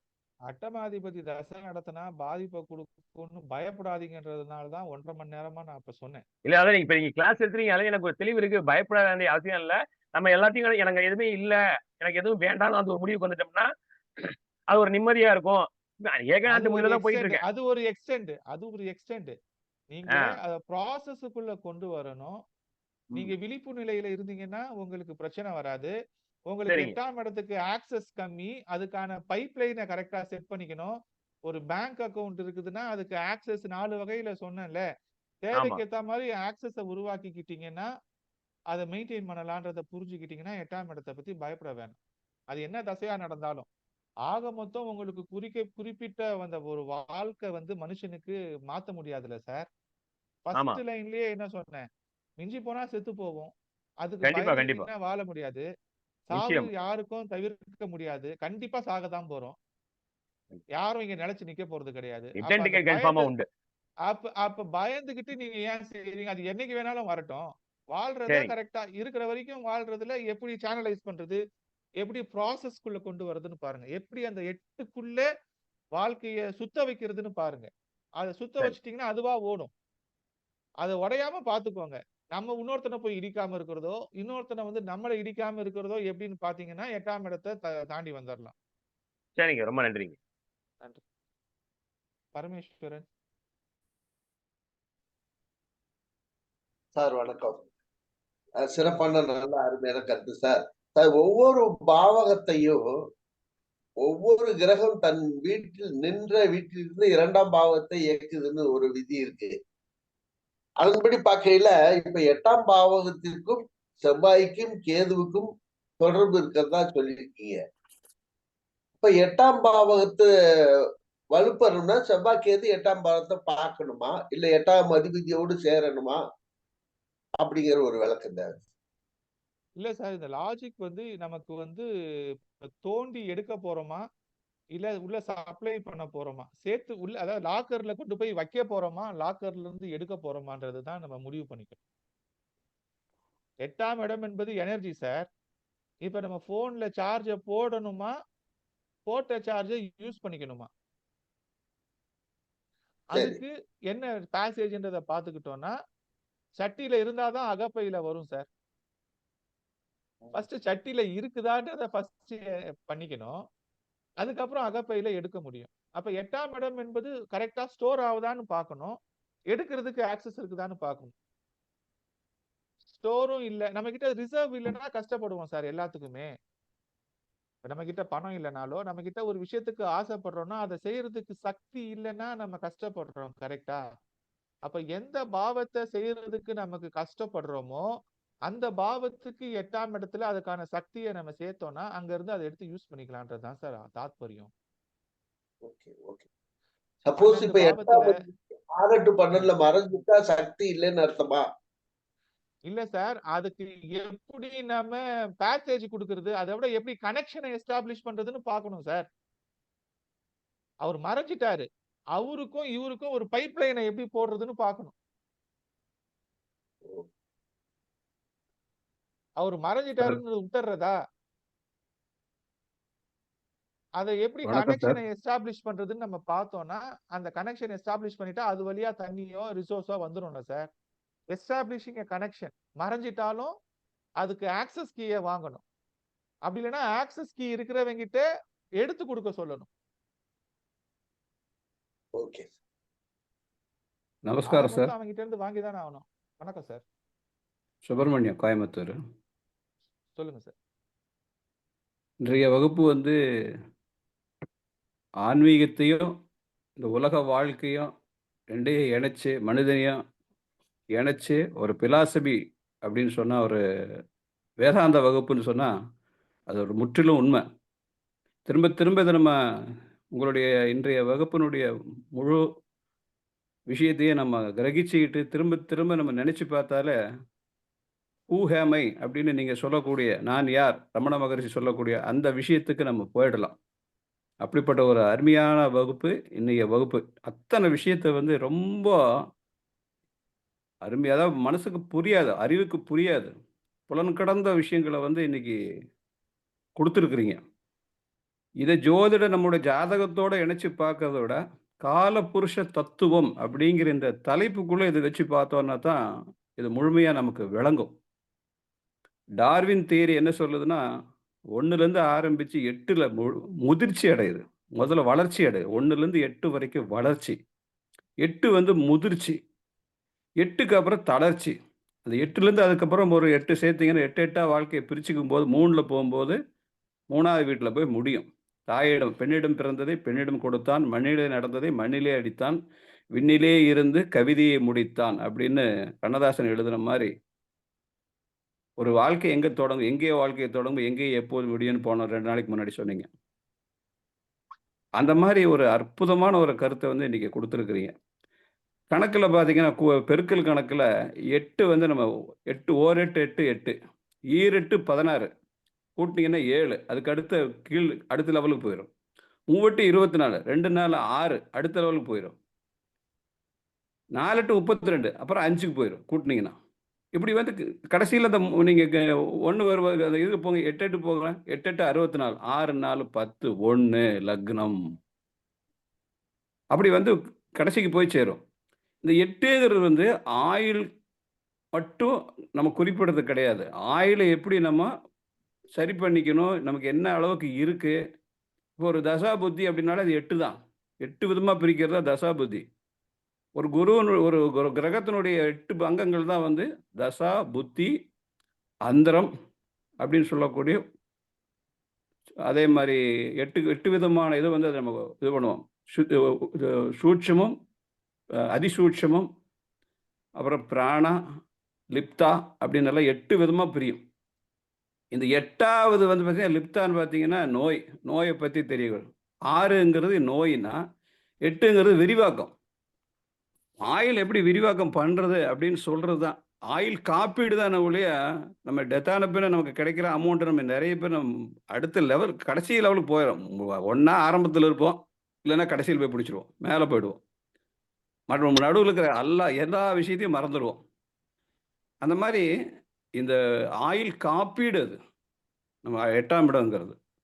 நீங்கள் இன்றைக்கி வகுப்பில் சொன்னீங்க ஆயில் வந்து அதிகரிச்சிருக்கிறாங்கன்னு. என்னோட குருநாதர் பண்ணி கொடுத்துருக்காரு. பல பேருக்கு இந்த ஆயில் 12 வருஷத்துக்கு நீடிச்சு கொடுத்துருக்காரு. அந்த விதையை கூட எங்களுக்கெல்லாம் ஒரு 10 பேருக்கு மட்டுமே சொல்லி கொடுத்துருக்காரு. இது எப்போ பயன்படுத்தணும், எப்படி பயன்படுத்தணுங்கிறதையும் சொல்லி கொடுத்துருக்காரு. அந்த மாதிரி நிறைய விஷயங்களை நமக்கு கற்றுக் கொடுக்குது. வாழ்க்கையினுடைய முழுமைன்னு சொன்னாக்கா இந்த 8ஆம் இடம் தான். ஸோ வெறும் நம்ம ஆயில் இதுக்கு நமக்கு வந்து பங்கம் ஏற்படுத்தும் அப்படிங்கிறதெல்லாம் இல்லாமல் இந்த 8ஆம் இடத்தை மட்டும் கரெக்டான இடத்துல அடைஞ்சிட்டோம்னா அதுக்கப்புறம் நம்முடைய ஒரு மரமே என்ன பண்ணுது, காய் நல்லா ஆரம்பத்துலேருந்து இதாகி கனியான உடனே அது மரத்துலேருந்து விழுந்துருது. தேங்காயே வந்து என்ன முத்திச்சுன்னா கீழே விழுந்துடும், தானாக விழுந்துடும். இந்த மாதிரி ஒரு முடிவு அடைஞ்சிடும். அந்த முடிவுக்கு போகக்கூடிய விஷயத்தை உணர்த்தக்கூடிய சிக்னல் 8ஆம் இடம். ஸோ அந்த 8ஆம் இடத்தை பற்றி ரொம்ப அற்புதமாக கொடுத்துருக்குறீங்க.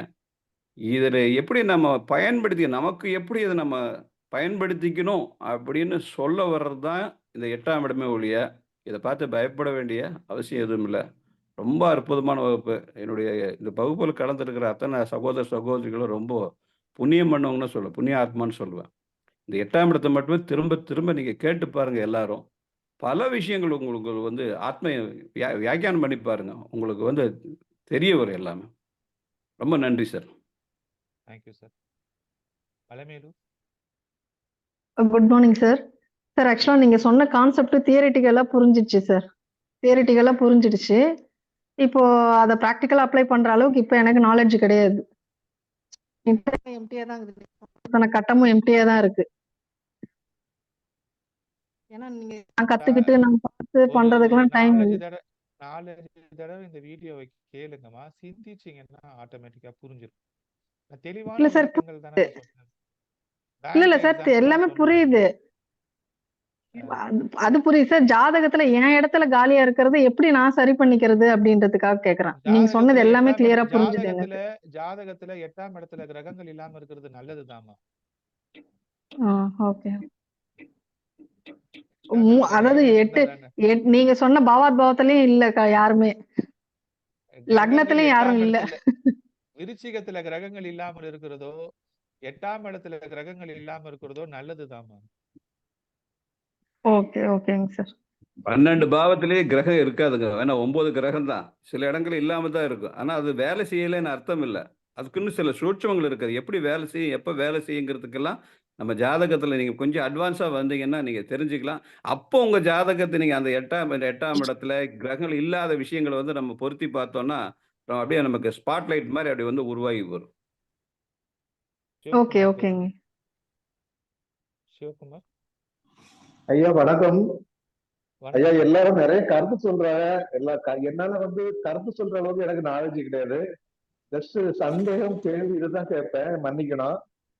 இப்ப வந்து நீங்க வந்து முன்னாடி ஒரு கிளாஸ்லயும் சொன்னீங்க, இன்னைக்கு சொன்னீங்க விருச்சிகத்துல கிரகம் இல்லாம இருக்கிறது நல்லது அப்படின்ற மாதிரி. ஆக்சுவலா அது வந்து காலபுருஷ தத்துவப்படிதானா, இல்ல எல்லா லக்னத்துக்குமே வந்து விருச்சிகத்துல கிரகம் இல்லாம இருக்கிறது நல்லது அப்படிங்கிறதா? அது காலபுருஷ ஒரு சின்ன தத்துவப்படி தாங்க அது. ஏன்னா ஒரு மனுஷனோட வாழ்க்கையில 3 பகுதியா பிரிச்சு தான் மனுஷனோட வாழ்க்கை இயங்குதுன்னு ஃபர்ஸ்ட் கிளாஸ்லயே சொன்னேன்ல. ஒரு ஆமா. மனுஷன் 3 பகுதியா பிரிஞ்சிருக்கிறான். காலபுருஷ தத்துவப்படி இயங்குறான், பிறப்பு ஜாதகப்படி இயங்குறான், கோச்சாரப்படி இயங்குறான். 3ம் சேர்ந்து தான் இயங்குது. அப்ப எந்த லக்னமா இருந்தாலும் காலபுருஷனுக்கு 8ஆம் இடமான விருச்சிகத்துல கிரகங்கள் இருக்கும்போது அது கொஞ்சம் மறைவுல தான் இருக்கு. அப்ப அது ஆக்சஸ் நம்ம ஏற்படுத்தலைன்னா அது ரெஸ்ட்ரிக்ஷன்ல வேலை செய்யும்ன்றது தான் நீங்க புரிஞ்சுக்கணும். இயற்கை 8ஆம் இடம். அப்புறம் இன்னொரு சந்தேகம் சார். ம். 8ஆம் இடத்து அதிபதி எந்த வீட்டுல எல்லாம் இருந்தா சுபம் அப்படிங்கறத மட்டும் சொல்ல முடியுமா சார்? அதுதான் சார் நான் ஒண்ணு சொல்றேன் உங்களுக்கு. இந்த கான்செப்டையே நீங்க பயப்படுறீங்க. அவரு எங்க வேணாலும் இருக்கட்டும் சார். நம்ம அறிவை யூஸ் பண்ணி ஆக்சஸ் இருக்குதா இல்லையா? அவர் வேலை செய்யலைன்னா என்ன செய்யணும்? அவரோட கனெக்ஷனை எப்படி எஸ்டாப்ளிஷ் பண்ணணும்? அவர் எப்படி வேலை செய்ய வைக்கணும்னு பாருங்க. பொது விதியை மட்டும் ஆல்ரெடி இருக்கிற எந்த விதியையும் அப்ளை பண்ணாதீங்கன்னு சொல்றேன் நானு. விதிகளை நீங்க யோசிங்க, லாஜிக்கா யோசிங்கன்னு தான் நான் சொல்றேன். அவர் எங்க வேணாலும் இருக்கட்டும் சார். அவர் வேலை செய்யறாரா, வேலை செய்யலையா? நீங்க என்ன எக்ஸ்பெக்ட் பண்றீங்க? உங்க எக்ஸ்பெக்டேஷனுக்கு அவர் எப்படி வழிக்கு கொண்டு வருதுன்னு பாருங்க. அதுதான் நான் சொல்ல வர சூட்சமம் திருப்பி. நீங்க ஆல்ரெடி இருக்கிற எல்லா ஜோதிட விதிகளையும் படிச்சுக்கிட்டே இருந்தீங்கன்னா, நீங்க காலம் ஃபுல்லா ஜோதிட விதிகளை மனப்பாடம் தான் பண்ணுவீங்க. அந்த விதிகளை எப்படி உள்வாங்கி, விதிகளை எப்படி செயல்படுத்துறதுன்றத நீங்க உணர்ந்தா மட்டும்தான் நீங்க ஜோதிடராகவோ, வாழ்க்கையில தனி மனித வாழ்க்கையிலயோ ஜெயிக்க முடியும். அததான் நான் திருப்பி சொல்ல வரேன். எந்த அதிபதியும் எங்க வேணாலும் இருக்கட்டும். உங்களுக்கு எக்ஸ்பெக்டட் ரிசல்ட் என்ன? அந்த பாவத்துல. அது வரலன்னா, அதை யாரு தடுக்கிறா? அதை யாரு கொடுப்பா? தடுக்கிறவனை எப்படி தடுக்கிறது? கொடுக்கிறவங்கிட்ட இருந்து எப்படி வாங்குறது? அதை பார்க்கிறதுக்கு வழியை பார்த்தீங்கன்னா நடந்துரும் சார். ஓகே சார், நன்றி சார். தேங்க்யூ. சார் வணக்கம் சார். கிருஷ்ணகுமார் சார். குட் வணக்கம் மார்னிங் சார். சார். அருமையான கிளாஸ் சார். இன்னைக்கு இப்போ வழக்கம் போல இல்லை இந்த தத்துவம் வந்து ப்ராசஸ் சொன்னீங்களா சார், அது வந்து ரொம்ப கரெக்டு சார். நம்ம வந்து எல்லாமே இந்த மந்திரம் இது எல்லாமே இந்த 108 சாண்டிங்ல தான் வரும். இது 108ங்கிறது ஒன்றுங்கிறது நம்ம லக்கணம் சார். 0ங்கிறது அந்த நம்பர்ல பார்த்தீங்கன்னா 0வும் 8 தான் திரும்பி ஸ்டார்ட் பண்ண இடத்துல போகும். அந்த 8ங்கிறது தான் அந்த ப்ராசஸ் சார் சொல்றது. அதனால தான் இந்த 108 சாண்டிங் வந்து எல்லா இதுலையுமே நம்ம ஃபாலோ பண்ண சொல்றாங்க. அதே மாதிரி ஆயுள் பத்தி சொன்னீங்க. அதுல தசாபுத்தி வருடமே நமக்கு கொடுத்துருக்கிறது 120 வருடம் தான் சார். அதனால நம்ம அந்த அதுக்குள்ளதான் கிரகங்களை அடைச்சு அந்த காலத்துல ரிஷிகள்லாம் சொல்லியிருக்காங்க. ஆனா அதை வந்து நம்மளுடைய வாழ்க்கை முறை அமைப்புல அப்படியே குறைச்சு நம்ம அதுக்குள்ள கொண்டு வந்துட்டோம். அதனால அதுவுமே 8ஆம் இடம் தான். அப்ப நீங்க அந்த 8ஆம் இடத்தை பத்தி நம்ம பயப்பட வேண்டியதே இல்லை. அதுல உள்ள ட்ரெஷரு அதனுடைய கிரகங்கள் ஏதோ வகையில 8ஆம் இடத்தை எல்லாத்துடைய ஜாத்தையும் தொடர்பு கொண்டுதான் கண்டிப்பா இருக்கும் சார். கிரகங்கள் இல்லைன்னாலும் கிரகங்களுடைய தொடர்பு அங்க உள்ள இருக்கும். அதுதான் அது இனி வரக்கூடிய வகுப்புல சார் சொல்லுவீங்க. ரொம்ப நல்லா அருமையான இருந்தது சார். நன்றி சார். தேங்க்யூ. பூஜ்ஜியத்துக்குள்ளே ஒரு ராஜ்யத்தை வைத்து புரியாமலே இருப்பான். அவனை புரிந்து கொண்டால் அவன் தான் இறைவன் கண்ணதாசன் ஒரு பாட்டு எழுதியிருப்பார் சார். சார் வணக்கம் சார். பேசுங்க யாதவ சார் வணக்கம் சார். நான் பவதர்ஷன் பேசுறேன் சார். யாராச்சும் ஒருத்தர் பேசுங்க. பவதர்ஷன் பேசுறேங்க சார். சொல்லுங்க சார், சொல்லுங்க சார். 8ஆம் மீட்டை பத்தி 8ஆம் மீட்ல வந்து எல்லா ஸ்டோரேஜ் இருந்தாலும் அதை இயக்குறது எப்படின்ட்டு ஒரு விஷயத்த நேத்துக்கே சொல்லி கொடுத்துருக்கீங்க. நேத்து கிளாஸ்ல ஒரு இடத்தை இயக்குனா 12ஆம் இடம் ஸ்டோரேஜ், 12 லக்னத்தை இயக்குனா 2ஆம் இடம் வேலை செய்யும். அப்ப 8ஆம் இடத்துல எந்த பிரச்சனை வந்தாலும் அதுக்குண்டான அந்த 12 லக்னம் அதை கான்செப்ட்ல அதை இயக்குனாக்க அதை இயக்க முடியுதாங்க சார்?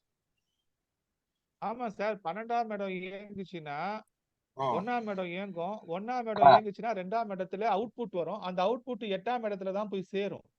ஆமாங்க. அந்த எப்ப அந்த 8ஆம் சேர்க்கறதுக்கு இடத்துக்கு அந்த சேர்க்கிற இடத்துல பக்கெட் ஓட்டை இல்லாம இருக்கணும். ஆமாங்க ஆமா, ஆமாங்க. அதுதான் அந்த 12ஆம் இடம் இந்த 8ஆம் இடத்தை இயக்கணும்னா அந்த 8க்கு 12ஆம் இடத்தையும் 8 இயக்கும் போது 2ஆம் இடங்கிற அந்த நமக்கு என்ன ஆயுசோ நல்லதோ என்ன வேணுமோ நீங்க அவுட்புட் நமக்கு நல்லதா கிடைச்சிருக்கும். அத அந்த நேத்து அந்த கிளாஸ் சுழற்சியை கிளியரா புரிஞ்சுக்கிட்டா அந்த நேத்து சொன்ன தத்துவமும் ரொம்ப முக்கிய தத்துவம். எந்த ஆமாங்க பாவமும் இயங்கணும்னா அந்த 12 1 அதுக்கு அடுத்தது இயங்கணும். அப்ப 8ஆம் இடத்துல பிரச்சனை இருக்குதா அப்படின்னா 8ஆம் இடத்துக்கு முன்னாடி இருக்கிற 7ஆம் இடம், அதுக்கு முன்னாடி இருக்கிற 9ஆம் இடம், மூணுத்தையும் சரி பண்ணா 8ஆம் இடத்துல இருக்கிற பிரச்சனையை சரி பண்ணிடலாம். ஆமா அந்த தத்துவத்தையும் நீங்க அப்ளை பண்ணணும். ஆமாங்க. அப்ப 8ஆம் இடத்து எந்த வீக் வந்தாலும் இந்த மாதிரி நம்ம நேத்து சொன்ன மெத்தட் ஃபாலோ பண்ணா இந்த 8ஆம் இடத்துல விஷயத்தை சக்சஸ் பண்ணிடலாம். ஆமா. அதுக்கு அப்ப ஒரு அதை சின்ன உதாரணங்க. அதுக்கு சொல்லுங்க. அதாவது நம்ம பிரதமர் மோடி இருக்கார் இல்லைங்களா, ஆ, அவர் வந்து விருச்சிக லக்னம் அனுச நட்சத்திரம்.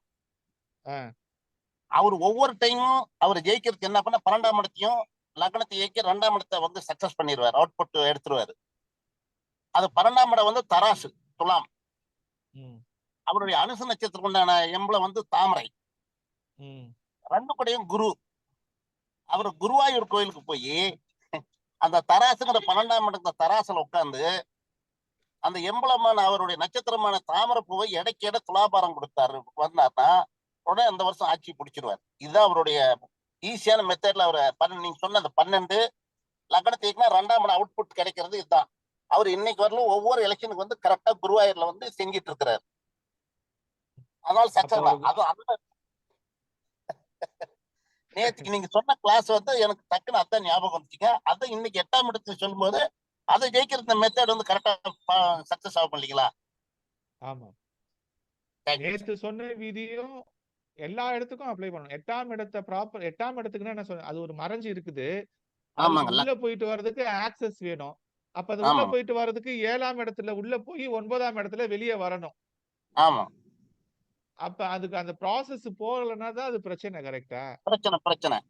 நம்ம 7, 8, 9 கரெக்டா லைன் இருந்துச்சுன்னா அந்த சிஸ்டம் கரெக்டா இருந்துச்சுன்னா 2ஆம் இடத்துக்கும் 8ஆம் இடத்துக்கும் ப்ராசஸ் கரெக்டா இருந்துச்சுன்னா அந்த டி ஷேப்ல வந்துருது. கரெக்டா? ஆமாங்க. அவ்வளவுதான்.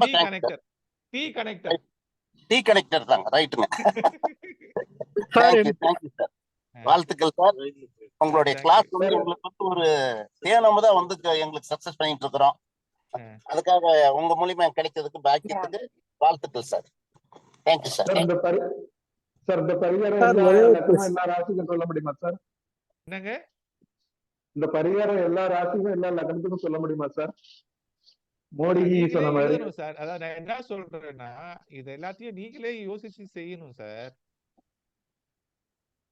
இப்ப வந்து நான் வந்து உங்க எல்லாருக்கும் மீன் பிடிக்க கத்து கொடுக்க ட்ரை பண்றேன். நீங்க பிடிச்ச மீனை வாங்கி யூஸ் பண்ண நினைக்கிறீங்க. மீனை பிடிக்க கத்துக்கோங்க. ஒன்னும் அர்ஜென்ட் இல்ல, இன்னும் டைம் ஆகட்டும். இப்ப அவர் வந்து ஒரு பரிகாரம் கேட்டாரு. இப்ப இன்னைக்கு எடுத்து நீங்க கிளாஸ் வந்து 8ஆம் இடம். இந்த 8ஆம் இடத்துக்கு உண்டான பரிகாரம் 9ஆம் இடத்துல இருக்கு. காலபுருஷ தத்துவப்படி 9ஆம் இடங்கிறது தர்மஸ்தானம். தர்மம் செய்யுங்க, அன்னதானம் செய்யுங்க, மற்றவங்களுக்காக நீங்க உங்களுடைய உழைப்பு மற்ற விஷயங்கள் இது பண்ணுங்க. அட்லீஸ்ட் மற்றவங்களுக்காக பிரார்த்தனையாவது பண்ணுங்க. அந்த தர்மம் உங்க தலை காக்கும். 8ஆம் இடம் ஓஹோன்னு இருக்கும். இதுதான் பரிகாரம். 7ஆம் இடத்து அதிபதியும் இந்த இடத்துல முக்கியமான ரோல் பிளே பண்ணுவாரு. நீங்க ஒரு பணத்தை எடுத்து குடுக்கறதா இருந்தாலோ, ஒரு சக்தியை எடுத்து யூஸ் பண்றதா இருந்தாலோ, நீங்க யூஸ் பண்ணிப்பீங்க. இல்லன்னா உங்களுடைய 7ஆம் வீட்ல இருக்கிறவனுக்கு குடுப்பீங்க. இப்ப 7ஆம் வீட்ல இருக்கிறவனும் ப்ராப்பரா 7ஆம் வீட்டதிபதியும் உதவி செய்யணும். 9ஆம் வீட்டதிபதியும் உதவி செய்யணும். 2ஆம் வீட்டதிபதியும் உதவி செய்யணும். இது ஒரு கூட்டு முயற்சி. நான் டீ கனெக்டர்ன்னு சொன்னேன்ல. அது ஞாபகம் வச்சுக்கோங்க. மோகன சார் சுந்தரம் வாங்க. சார் ஒரே ஒரு கொஸ்டின் சார். சொல்லுங்க. சார் மேஷ லக்னத்துக்கு அஹ், அஹ், சனி வந்து பாதகாதிபதி தானே சார்? இப்போ மேஷ லக்னத்துக்கு வந்து சனி 7ஆம் இடத்துல ஒரே கிரகம் வந்து யோகாதிபதி, ஒரே கிரகத்தினால சசயோகம். மேஷ லக்னத்துக்கு சனி உச்சமாகி துலாத்துல இருந்து சசயோகத்துல இருந்தாருன்னா, அந்த சனி வந்து மேஷ லக்னத்துக்கு சசயோக அதிபதியாகவும் ஆகிறாரு. அதே நேரத்துல மேஷ லக்னத்துக்கு வந்து சனி வந்து பாதகாதிபதி. இப்போ ஒரே கிரகம் ரெண்டு ஆப்போசிட் ரோல் பிளே பண்ணிச்சுன்னா சனி தசை புக்தியில அது வந்து எப்போ சசயோகத்தோட பலனை கொடுக்கும், எப்போ வந்து பாதகாதிபதி பலனை கொடுக்கும் சார்? சனி வந்து உங்களுக்கு எங்க இருக்கிறார்? துலாத்துல உச்சமா இருக்காரு சார். அப்ப அவர் ஏன் பாதகத்தை கொடுக்குறாரு? பெருசா எதுவும் செய்ய மாட்டார். பட் வந்து இப்போ பொதுவாவே எல்லா லக்னங்களுக்கும் பாதகாதிபதி உண்டு. மேஷ லக்னத்துக்கு சனி பாதகாதிபதின்னு சொல்றாங்க. பாதகாதிபதி தசை நடக்குதா உங்களுக்கு இப்ப? தசை நடக்கல. ஆனா எனக்கு ஆர்வமா எப்ப நடக்க இருக்காது. போகுது? எப்ப நடக்க சார் போகுது? அது சரராசி இல்லைங்க சார், மேஷம். சரராசிக்கு பாதகாதிபதி எப்படிங்க சார்? பொதுவா 11ஆம் பாதகாதிபதி தசை நடக்கும்போது அதை பத்தி பயப்படுங்க சார். பாதகாதிபதி வந்து பெருசா வந்து எதையும் செய்ய போறது கிடையாது எனக்கு தெரிஞ்சு. அவர் வந்து அந்த தசா புத்தியில வந்து எப்ப இயங்குவாருன்றது அந்த ஜாதகத்துல இருக்கிற மத்த எல்லா நிலைகளையும் பார்த்துதான் நம்ம முடிவு செய்யணும். ஒரு ஓகே பாயிண்ட வச்சு ஒரு ஜாதகத்தை நம்ம முடிவு எடுக்க முடியாது, கூடாது. புரியுதா? ஓகே புரியுது. அப்ப அந்த நிறைய விஷயங்களை ஆராய்ச்சி பண்ணி எடுக்க வேண்டிய ஒரு கொலேட்டரல் முடிவு. நான் ஒரு மிகப்பெரிய ஜோசியன், நான் யார் தெரியுமா அப்படின்ட்டு நீங்க கேட்டதுக்கு நான் பதில் சொன்னேன்னா நான் டுபாக்கூர். ஒரு ஜாதகத்தை தனிப்பட்ட ஓகே ஜாதகத்தை பார்க்கணும்னா அதை முழுசா பார்த்துட்டு தான் பலன் சொல்றேன். சரியா? Right. Thank you. Okay okay sir. Subbaiah வணக்கங்க சார். வணக்கம் சார். ஒரு வணக்கங்க சார். நிமிஷம் நான் இருங்க, மோகன் நான் சுந்தரம் கூப்பிடுறேன் பேசுறேன் சார். சார். ஒரு நிமிஷம் இருங்க, நான் கூப்பிடுறேன் சார். மோகன சுந்தரம். சுப்பையா வளவன் பேசுங்க. வணக்கம் குருஜி. எனக்கு ஒரு வணக்கம். சந்தேகம். நீங்க இந்த ஒரு எக்ஸல் ஷீட் எல்லாத்துக்கும் அனுப்பியிருந்தீங்கல்ல, ஆமா ஸ்டார்ஸ் அப்படின்னு. அதுல ஆமா ஷீட் நம்பர் 2ல ஒரு ஹெட்டிங் வந்துல PADAன்னு இருக்கு. அதுக்கு கீழே வந்துல 04/JAN இருக்கு. அப்படின்னா என்ன அர்த்தம்? இல்ல அது வந்து எக்ஸெல்ல போடும் பொழுது அது கன்வெர்ட் பண்ணதுல அது டேட் ஃபார்மட்டா மாத்திக்கிச்சு. அது நம்பர் தான். அதை பத்தி ஒன்றும் இக்னோர் பண்ணிக்க. அது எக்ஸெல்ல ஒரு டேட்டாவை வேற இடத்துல இருந்து காப்பி பண்ணி போடும் பொழுது அது டேட் ஃபீல்டா கன்வெர்ட் பண்ணி ஜனவரி பிப்ரவரின்னு எடுக்குது. அந்த வேல்யூ தப்பு. அது சரியான வேல்யூ கிடைக்குமா? அந்த காலத்தை கிளிக் பண்ணி ரைட் கிளிக் பிரஸ் பண்ணி ஃபார்மேட் செல்ஸ்ல போயிட்டு ஜெனரல்னு கொடுங்க வரும். அது எல்லாத்துக்கும் ஒரே இதுதான் இருக்கு. அதனால தான் கேக்குறேன். அதுதான் சார் சொல்றேன். அது அது ஒன்றும் பெரிய விஷயம் இல்லை. அது பாதம் தான். அது அது சாதாரண டேட்டா தான் அது. ஓகே, நான் பார்த்து சொல்றேன். Okay, thank you. தேங்க்யூ. மோகன சுந்தரம் சொல்லுங்க. சார் வணக்கங்க சார். கேக்குதுங்களா சார்? வணக்கம் வணக்கம். இது பாவத்தை ஏக்கறதுக்கு உங்களுக்கு சொன்ன மாதிரி இந்த ராசி 12வது ராசி ஏக்க சொல்றீங்க சார். அதுல கிரகம் இருந்துச்சுன்னா அந்த கிரகத்தை ஆக்டிவேட் பண்ணணுங்களா, இல்ல அந்த 12ஆம் பாவத்தை கிரகத்தை ஆக்டிவேட் பண்ணணுங்களா சார்? ஃபார் பொதுவா எக்ஸாம்பிள் எந்த பாவத்தை இயக்கணும்னாலும் அந்த பாவத்தோட அதிபதிய இயங்குனாலே அந்த பாவம் இயங்கும். ஓகேங்க சார். அதுக்கான கோயில் இல்ல அதுக்கான இது காரத்துவத்துக்கான இது பரிகாரத்தை பண்ணாலும் ஆமா, அந்த பாவ அதிபதி தான் முக்கியமான ரோல் பண்ணுவார். ஓகேங்க சார். அதுல இருக்க பிளானட் நம்ம கன்சிடர் பண்ண தேவையில்லை. இல்ல அதையும் பண்ணணுங்க. ஓ சரி சரிங்க சார். ஆமா, இருந்துச்சுன்னா ஃபர்ஸ்ட் பிளானட் இருங்க, நீங்க மியூட் போட்டுக்கோங்க, நான் சொல்றேன். ஒரு ஜாதகத்துல பலன் எடுக்கணும்னா மியூட் போட்டுக்கோங்க. ஒரு ஜாதகத்துல எந்த பாவத்திலையும் பலன் எடுக்கணும்னா அந்த பாவத்தின் அதிபதி, அந்த பாவத்தில் அமர்ந்த கிரகம், ஒன்றுக்கு மேற்பட்ட கிரகங்கள் அமர்ந்திருந்தா அத்தனை பேரையும் எடுக்கணும். அந்த பாவத்தோட அதிபதி அமர்ந்த இடத்தோட அதிபதி அதாவது லக்னாதிபதிக்கு வீடு கொடுத்தவர், லக்னாதிபதிக்கு வீடு கொடுத்தவருக்கு வீடு கொடுத்தவர், அது மாதிரி லக்னத்துல அமர்ந்தவர், லக்னத்திற்கு அமர்ந்தவருக்கு வீடு கொடுத்தவர், அந்த மாதிரி 3 லெவல் பார்க்கணும். எக்ஸாக்ட் ப்ரிடிக்ஷன்ஸ்ல ஊஆமைன்னு ஒரு ரிப்போர்ட் இருக்கும். எக்ஸாக்ட் ப்ரிடிக்ஷன்ஸ்ல அந்த ஊஆமை ரிப்போர்ட்டை போய் பாருங்க. அந்த ஊஆமை ரிப்போர்ட்ல 12 பாவத்துக்கும் எப்படி பார்க்கணுன்ற 12 பாவத்துக்கும் பிரிச்சு கொடுத்துருப்பேன். அதை பார்த்து புரிஞ்சுக்கோ. Thank you sir. அருள் செல்வி ராமச்சந்திரன். வணக்கம் சார். அருள் செல்வி வணக்கம் சார். இப்போ நீங்க வந்து லக்னாதிபதியும் லக்னத்தையும் வலுப்படுத்தணும் அப்படின்னு சொல்றீங்க. பட் லக்னாதிபதி அந்த புதன், அதாவது அவர் வந்துட்டு இப்போ 12ஆம் இடத்துல மறைவுல வந்து ராகுவோட இருக்காருன்னா I have to work with, அப்போ நான் வந்து 12, 11, 10 இந்த ஸ்ட்ரெயிட் பைப்லைன் இது ஃபுல்லாவும் 2 வரைக்குமே ஹாவ் டு அதை வந்து நான் கனெக்ஷன் வந்து கரெக்டா எப்படி இயக்குறதுன்னு. ஏன்னா லக்னாதிபதி லக்னத்தையும் ஸ்ட்ராங் பண்ணணும்னு சொன்னா 8, ஆனா 8ல எந்த கிரகமும் இல்லை. பட் ஆனா என் லக்னாதிபதியே போய் 12th இதுல வந்து அதாவது சிம்மத்துல வந்து ராகுவோட இருக்கும்போது அப்போ அவரை இயக்கணும்னா நான் வந்துட்டு இந்த 3, அதாவது 12, 1 + 11 அந்த 3 பாகத்தையும் நான் அந்த எதுல ப்ராப்ளம்னு பார்த்து, அதாவது புதன் தான். சோ நீங்க அத அந்த வந்து நான் அளவுக்கு யோசிக்க வேணாம் மேடம். நான் என்ன சொல்றேன், நீங்க இப்ப அந்த மாதிரி எல்லாம் யோசிக்காதீங்க மேடம். பிரச்சனை என்னன்றத பாருங்க. நீங்க உங்க ஜாதகத்துல இப்படி எல்லாம் இந்த மாதிரி எல்லாம் போவாதீங்க. இப்போ வாட் இஸ் யுவர் எக்ஸாக்ட் ப்ராப்ளம்னு பாருங்க மேடம். அந்த ப்ராப்ளத்தை இன்னைக்கு சால்வ் பண்றதுக்கு என்ன செய்யணும்ன்றத மட்டும் பாருங்க. ஓவராலா ஒரு ஜாதகத்துல எனக்கு 12ல மறைஞ்சிருச்சு, 8ல மறைஞ்சிருச்சுன்னா மறைஞ்சு இருக்கட்டும். அது பாட்டுக்கு வேலை செஞ்சுட்டு தானே இருக்குது. உயிர் போய்கிட்டு தானே இருக்குது.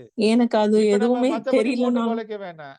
அது நம்ம தேவையில்லாம போட்டு டிஸ்டர்ப் பண்ண வேணாம். இன்னைக்கு நமக்கு லைஃப்ல என்ன தேவை, அது கிடைக்குமா கிடைக்கலையா, அது கிடைக்கணும்னா என்ன பண்ணணும், அவ்வளவு மட்டும் தான் சார் மேடம் நம்ம பார்க்கணும். நம்ம பாட்டுக்கு குழம்பிக்கிட்டு அவன் பாட்டுக்கு எங்கேயோ ஒரு இடத்துல உட்காந்துட்டு போறான். 12ஆம் இடத்துல இருந்து அவன் பாட்டுக்கு நல்லாவே இருந்துட்டு இருக்கிறானா, நம்ம எதுக்கு அவனை போய் டிஸ்டர்ப் பண்ணணும்? அப்படிலாம் நீங்க இப்போ பார்க்காதீங்க. ஏதாவது பிரச்சனை உங்களுக்கு உயிர் அப்படின்னு சம்பந்தப்பட்ட பிரச்சனை இருக்குது, உங்களுக்கு ஒரு 12ஆம் இடத்துல இருக்கிறதுனால உங்களுக்கு இப்போ ஒரு லாங்கிவிட்டி ப்ராப்ளம் இருக்குதுன்னா, அப்ப அதை நம்ம ஆராய்ச்சி செய்யலாம். என்ன ரசா புத்திகள் நடக்குது, அதுல என்ன பண்ணணும், புரியுதா? இது பொதுவா பாப்பா என் என் குழந்தை ஜாதகத்துல ஜாதகம். அவங்க ஸ்பீச் கொஞ்சம் கம்மியா இருக்கிறதுனால ஐம் ட்ரைங் டு அண்டர்ஸ்டாண்ட் இது எப்படி நான் அவளை அப்ப வந்து ஸ்பெசிபிக்கா சொல்லுங்க. அப்ப ஸ்பீச் ப்ராப்ளம் அப்படின்னா அந்த இடத்துல சந்திரன் பாதிக்கப்பட்டிருக்கிறாரா அப்படின்னு தான் நம்ம முதல்ல பார்ப்போம். ஏன்னா அவளுக்கு இப்ப சந்திர தசை நடக்குது. சந்திர தசையில எவ்வளவு போயிருக்கு? இப்போ வந்து இன்னும் 28 முடியுது சார். சந்திரன் வந்து லக்னத்துல இருக்காரு குருவோட. என்ன லக்னங்க? கன்னி லக்னம், கன்னி ராசி. அப்ப துலாம் வந்து 2ஆம் வீடா வருது, கரெக்டா? ஆமா ஆமா. சுக்கிரன் எங்க இருக்கிறாரு? 10ஆம் வீட்டுல இருக்காரு, மிதுனத்துல. புதன் எங்க இருக்கிறாரு? அவரு வந்து சிம்மத்துல. ஆமா, ராகுவோட இருக்காரு. இப்ப வந்து சூரியன் எங்க இருக்கிறாரு? அவரு 11ல இருக்காரு சார், சூரியன் செவ்வாய். 11னா கடகத்துல இருக்காரா? ஆமா ஆமா. இப்ப வந்து இந்த பிரச்சனையை நம்ம ஹேண்டில் பண்றது எப்படி ஹேண்டில் பண்ணணும்னா, பிரச்சனை வந்து 2ஆம் இடம் தான் பேச்சு, கரெக்டா? ஆமா. அப்ப 2ஆம் வீட்டதிபதி இயங்கணும். ஆமா. சுக்கிரன் இயங்கணும். அப்ப சுக்கிரன் எங்க இருக்கிறாரு? 10ஆம் வீட்டு மிதுனம். 10ஆம் வீட்டுல இருக்கிறாரு. 10ஆம் வீட்டதிபதி எங்க பண்றாரு? லக்னத்துக்கு 12ல மறைஞ்சிட்டாரு.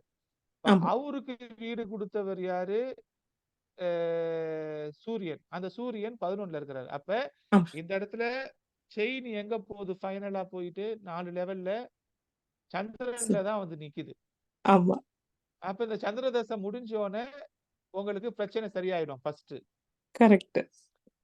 அடுத்து சூரியனோட வழிபாடு, சிவாலய வழிபாடு, அம்பாள் வழிபாடு. அப்ப சூரியன் அம்பாள் 2 பேரும் நல்ல அருள் பாலிக்கிற ஆலயங்கள் இருக்கும் இல்லையா? சூரியன் அம்பாள். ஓகே.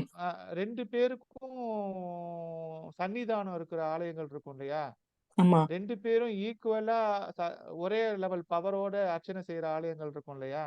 ஆமா சார். கபாலீஸ்வர் கோயில்லாம் கொஞ்சம் கபாலீஸ்வரர் கோயில் ம். கபாலீஸ்வரர் கோயில் எக்ஸாம்பிள். அந்த மாதிரி ஆலயங்களுக்கு ரெகுலரா போய் பிரார்த்தனை பண்றது சிறப்பு. சீக்கிரமான பலனை கொடுக்கும். ஓகே. 2ஆம் வீட்டு அதிபதியா இருக்கிற சுக்கிரனை வழிபடுறது, சுக்கிர வழிபாடு, வெள்ளிக்கிழமை மகாலட்சுமி. விரதம் இருக்கிறது, ஓகே. நீங்க உங்க மகளுக்காக நீங்க வெள்ளிக்கிழமை விரதம் இருக்கிறது, அதெல்லாம் உங்களுக்கு பலனை கொடுக்கும். Okay sir. Thank you so much sir. இப்போ புரிஞ்சிருச்சு சார் தேங்க்யூ. எப்படி அந்த லிங்க் எடுக்கிறீங்க அப்படின்றது. அப்ப இப்போ அந்த நீங்க செயினை நம்ம கரெக்டா பார்க்கணும். 4 லெவல் எஸ் பார்க்கணும். அப்ப 2ஆம் இடத்துல கரெக்ட். பிரச்சனை, சுக்கிரனை எடுத்துக்கணும். ஆமா சுக்கிரனை 10. சரிப்படுத்துறதுக்கு சுக்கிர வழிபாடு ஃபர்ஸ்ட் எழுதி வச்சுக்கோங்க பாயிண்ட். ஓகே அப்ப ஓகே 2ஆம் வீட்டு அதிபதி எங்க உட்கார்ந்து இருக்கிறாரு? 10ல உட்கார்ந்து 10ல இருக்கிறாரு. அவரு புதன். அந்த புதன் எங்க உட்கார்ந்து இருக்கிறாரு? 12. லக்னத்துக்கு 12ல மறைஞ்சிட்டாரு. ஆமா அவரு கூட ராகுவும் இருக்கிறாரு. அப்ப அந்த ஆமா 10ஆம் வீட்டு அதிபதிக்கு வீடு கொடுத்தவர் எங்க இருக்கிறாரு? அவரு அதுக்கு 12ல மறைஞ்சிருக்கிறாரு. ஆமா அப்ப இது எல்லாமே ஒன் ஸ்டெப் பேக்ல இருக்குது. ஆமா ஒன் ஸ்டெப் முன்னாடி இழுக்கணும். ஆமா கரெக்ட். அந்த 11 முன்னாடி இழுக்கணும். அவருக்கு முன்னாடி இருக்கிறத முன்னாடி இழுக்கணும். அப்ப 10 ஃபர்ஸ்ட் கரெக்ட். நடந்துட்டு இருக்கிற சந்திர புத்தி முடியணும். அப்ப செவ்வாய் அந்த சந்திரனுக்கும் செவ்வாய் சூரியனுக்கும் சேர்ந்து பரிகாரம் பண்ணணும். ப்ளீஸ் பண்ணணும். ஓகே பரிகாரம்னா ப்ளீஸ் பண்ணணும். அவங்கள போய் ஓகே கெஞ்சணும். கொஞ்சம் முன்னாடி ஓகே வாங்க அப்படின்ட்டு. ஓகே அப்ப இந்த ப்ராசஸ ஃபாலோ பண்ணா நடந்துரும். Okay okay sir. Thank you sir. அது ஆனா சந்திரதசை யூஸ்வலா சின்ன வயசுல வந்தா இந்த பிரச்சனைகள் இருக்கும்னு பொதுவா சொல்றது வந்து கரெக்ட் இல்லையா? இருக்கா இல்லையா? பொதுவா நான் சொன்னேன். இருக்கிற தசைகள்லயே சந்திர தசை தான் ரொம்ப கஷ்டமான தசை. அது முடிஞ்சிருச்சுன்னா பொண்ணு நல்லா இருப்பா. சரியா? அது உண்மை சார். நல்லா இப்போ 7 வயசுலயே நல்ல வித்தியாசம் தெரியுது. அவ சூப்பரா வருவா அப்படின்ற இது தெரியுது. வந்துருவா தேங்க்யூ கவலைப்படாத. I pray thank you for sir. Her. Thank you so much. Thank you. I understood sir. Thank you. Chennai Kullappan. Chennai Kullappan. நான் இந்த வணக்கம் ஐயா. ஒரு சின்ன பலன்கள்லாம் மத்த பலன்களுக்கெல்லாம் நான் வரேங்க. நான் வந்து ஒரு காலபுருஷ தத்துவத்தை ஒரு ஃபோக்கஸ்ல சொல்லி கொடுக்கணும்னு நினைச்சிட்டு நான் போறேன். நீங்க வந்து அந்த ராசிகளுக்குள்ள பலன் எடுக்கிறதுக்குள்ளேயே இருக்கிறீங்க. அதெல்லாம் நீங்களே புரிஞ்சுக்கணுன்றதுக்காக நான் ட்ரை பண்றேன். இப்ப இந்த மேடமோட கேஸ்ல நான் எக்ஸ்பிளைன் பண்ண மாதிரி நீங்க ட்ரில் டவுன் பண்ணி போய்கிட்டே இருந்தீங்கன்னா உங்களுக்கு அந்த எந்த பிரச்சனையும் அந்த பிரச்சனையை ஃபோக்கஸ் பண்ணுங்க. ஓவராலா ஜாதகத்தை பார்த்து கன்ஃபியூஸ் ஆகாதீங்கன்றதுதான் நான் சொல்ல வர தத்துவம். சென்னை குள்ளப்பன் பேசுங்க. வேற யாருக்காச்சும் கேள்விகள் இருந்தா கேளுங்க. இல்லைன்னா சார் நிகழ்ச்சி வணக்கம் சார். ஒரு சின்ன சார் வணக்கம் சார். சொல்லுங்க பாபு. சார் சுரேஷ். 2 நாள் முன்னாடி நீங்க வந்து ஒரு சார்ட் போட்டீங்கல்ல சார், அதாவது ஆமா. கோச்சாரம் சூரியன் 1, 2ல இருந்தா நல்லது இல்ல. அது வந்து கோச்சாரத்துல உள்ள சந்திரனை பார்க்கணுமா இல்ல நம்ம ஜாதகத்துல உள்ள சந்திரனை பார்க்கணுமா சார்? புரியல, என்ன கேள்வி கேக்குறீங்க? சார் 2 டேஸ் முன்னாடி ஒரு சார்ட் போட்டீங்க, அதாவது சூரியன் நின்ற திசை நின்ற இடம் சொல்லிட்டு சூரியன் வந்து 2ல இருந்தால் சந்திரன் இருந்தால் நட்சத்திர பாதத்தை பத்தி தானே சார் எடுத்தோம். நட்சத்திரங்களை பத்தி ஆமா தானே ஆமாப்பா. சூரியனை பத்தி. இல்ல சூரியன் நட்சத்திர பாதத்தை எடுத்தீங்க, அது வந்து கோச்சாரத்துல இருந்து பார்க்கணுமா இல்ல இதுல கனகாத்து பார்க்கணுமா சார் சார்? கோச்சார பலன்கள் பாக்குறது நம்ம ஜனனகால சந்திரன்ல இருந்து கோச்சார கிரகம் எங்க இருக்குன்னு பாக்கணும் சார். சரி அதாவது உங்க ராசின்னு ஒண்ணு இருக்குல்ல சார், உங்க ஜனனகால ராசி என்ன சார்? ஆமா கடகராசி. அப்ப நீங்க கோச்சாரத்துல கிரகங்களுக்கு பலன் பார்க்கும் பொழுது அந்த ராசிக்கு எத்தனாவது இடத்துல கோச்சார கிரகம் இருக்குதுன்னு வச்சு பலன் பார்க்கணும் சார். சரி சரி சார். ஓகே ஓகே, அதான் டவுட் ஆயிடுச்சு. ஓகே. சப்போஸ் ராசி தேங்க்யூ வந்து தேங்க்யூ. ராசி சந்திகள்ல இருக்குது, ராசி சந்திகள்ல இருக்குதுன்னா அப்ப லக்னத்தை வச்சு பார்த்துக்கணும். Okay okay sir. Okay thank you thank you thank you. வேற யாருக்கும் கேள்விகள் இருக்கா? வணக்கம். நீங்க எல்லாம் எதிர்பார்க்கிற மாதிரி நான் பலன் சொல்றேன். சரியா? ஒரு வாரம் போட்டோம். உங்க தனிப்பட்ட ஜாதகங்களுக்கு கூட எடுத்து நான் பலன் சொல்றேன். வெயிட் பண்ணுங்க. சார் நான் பேசட்டுமா? பேசுங்க சார். வணக்கம், எல்லாருக்கும் வணக்கம் சார். இந்த 8ங்கிறது வந்து கலஸ்தரஸ்தானத்துடைய குடும்பம். அது வந்து ரகசியம்தான், கல்யாணம் ஆகிற வரைக்கும் தெரியாது இல்லையா? பாயிண்ட பிடிக்கிறீங்களே, வாங்க மேல வாங்க. கலஸ்தரஸ்தானத்தினுடைய ரகசியம். அதனால அந்த 8 வந்து இந்த குழந்தைகளா இருக்கிற வரைக்கும் நோய் பாவம் வருதா அது வருதான்னு மாத்திரம் பார்த்துக்கிட்டு அதை ஆப்ரேட் பண்ணாமே விட்டுறலாம். அதை பத்தி பயப்படவே வேண்டாம். சின்ன குழந்தைய ஒரு சின்ன குழந்தைக்கு இருக்கிறத பத்தி கேட்டாங்க அந்த ஒரு மேடமு. அப்பதான் வந்து தோணித்து எனக்கு. எனக்கு வந்து 8 வந்து சின்ன குழந்தைங்களுக்கு வந்து வெறும் ஹெல்த் இஷ்யூஸ் மாத்திரம் பார்த்துக்கிட்டு விட்டுற வேண்டியதான். ஏன்னா அது கலஸ்தரஸ்தானத்துடைய குடும்பம். அப்போ அது தெரிய போறது இல்லை அன்டில் மேரேஜ் ஹேப்பன்ஸ் இல்லையா? அது வரைக்கும் தெரிய போறது இல்லை. அதனால வந்து இப்ப சத்தி அந்த குழந்தைங்க அதை பத்தி பயப்பட தேவையில்லை அப்படின்னு என்னுடைய அபிப்பிராயம் சார். ஆமா சார். அந்த குழந்தை நல்லா தான் இருக்கும். அதுல உங்களோட ஆசீர்வாதத்தையும் கொடுங்க எல்லாரும், அவ்வளவுதானே. சார் வணக்கம். போட்டோ பேசுங்க. என்ன பேரு சார்? பாண்டியன். சார் சொல்லுங்க சார். ஒண்ணும் இல்லை, இப்ப இந்த அம்மையார் கேட்டாங்கல்ல அவங்க குழந்தைக்கு பேச்சுவை பத்தி. அதுக்கு உரிய ஸ்தலம் வந்து வாணியம்பாடி அதிதீஸ்வரர்னு இருக்காரு. அதாவது வாணி ஊமையாயிடுறாங்க பிரம்மாவோட சாபத்தினால. அவங்க வந்து சிவனை வழிபட்டு பேச்சு வந்த இடம் அந்த வாணியம்பாடி. பழைய வாணியம்பாடியில் அந்த கோயில் இருக்கு. அங்க போய் சிவபெருமானுக்கும் அம்பாளுக்கும் அர்ச்சனை பண்ணிட்டு வாணியும் வழிபட்டு வந்தாங்கன்னா அவங்க குழந்தைக்கு ஒரு நல்ல பேச்சு வரும், பிரச்சனை கிடையாது. அந்த இடம் ரொம்ப முக்கியம். அருட்செல்வி ராமச்சந்திரன் கேட்டுக்கிட்டீங்களா?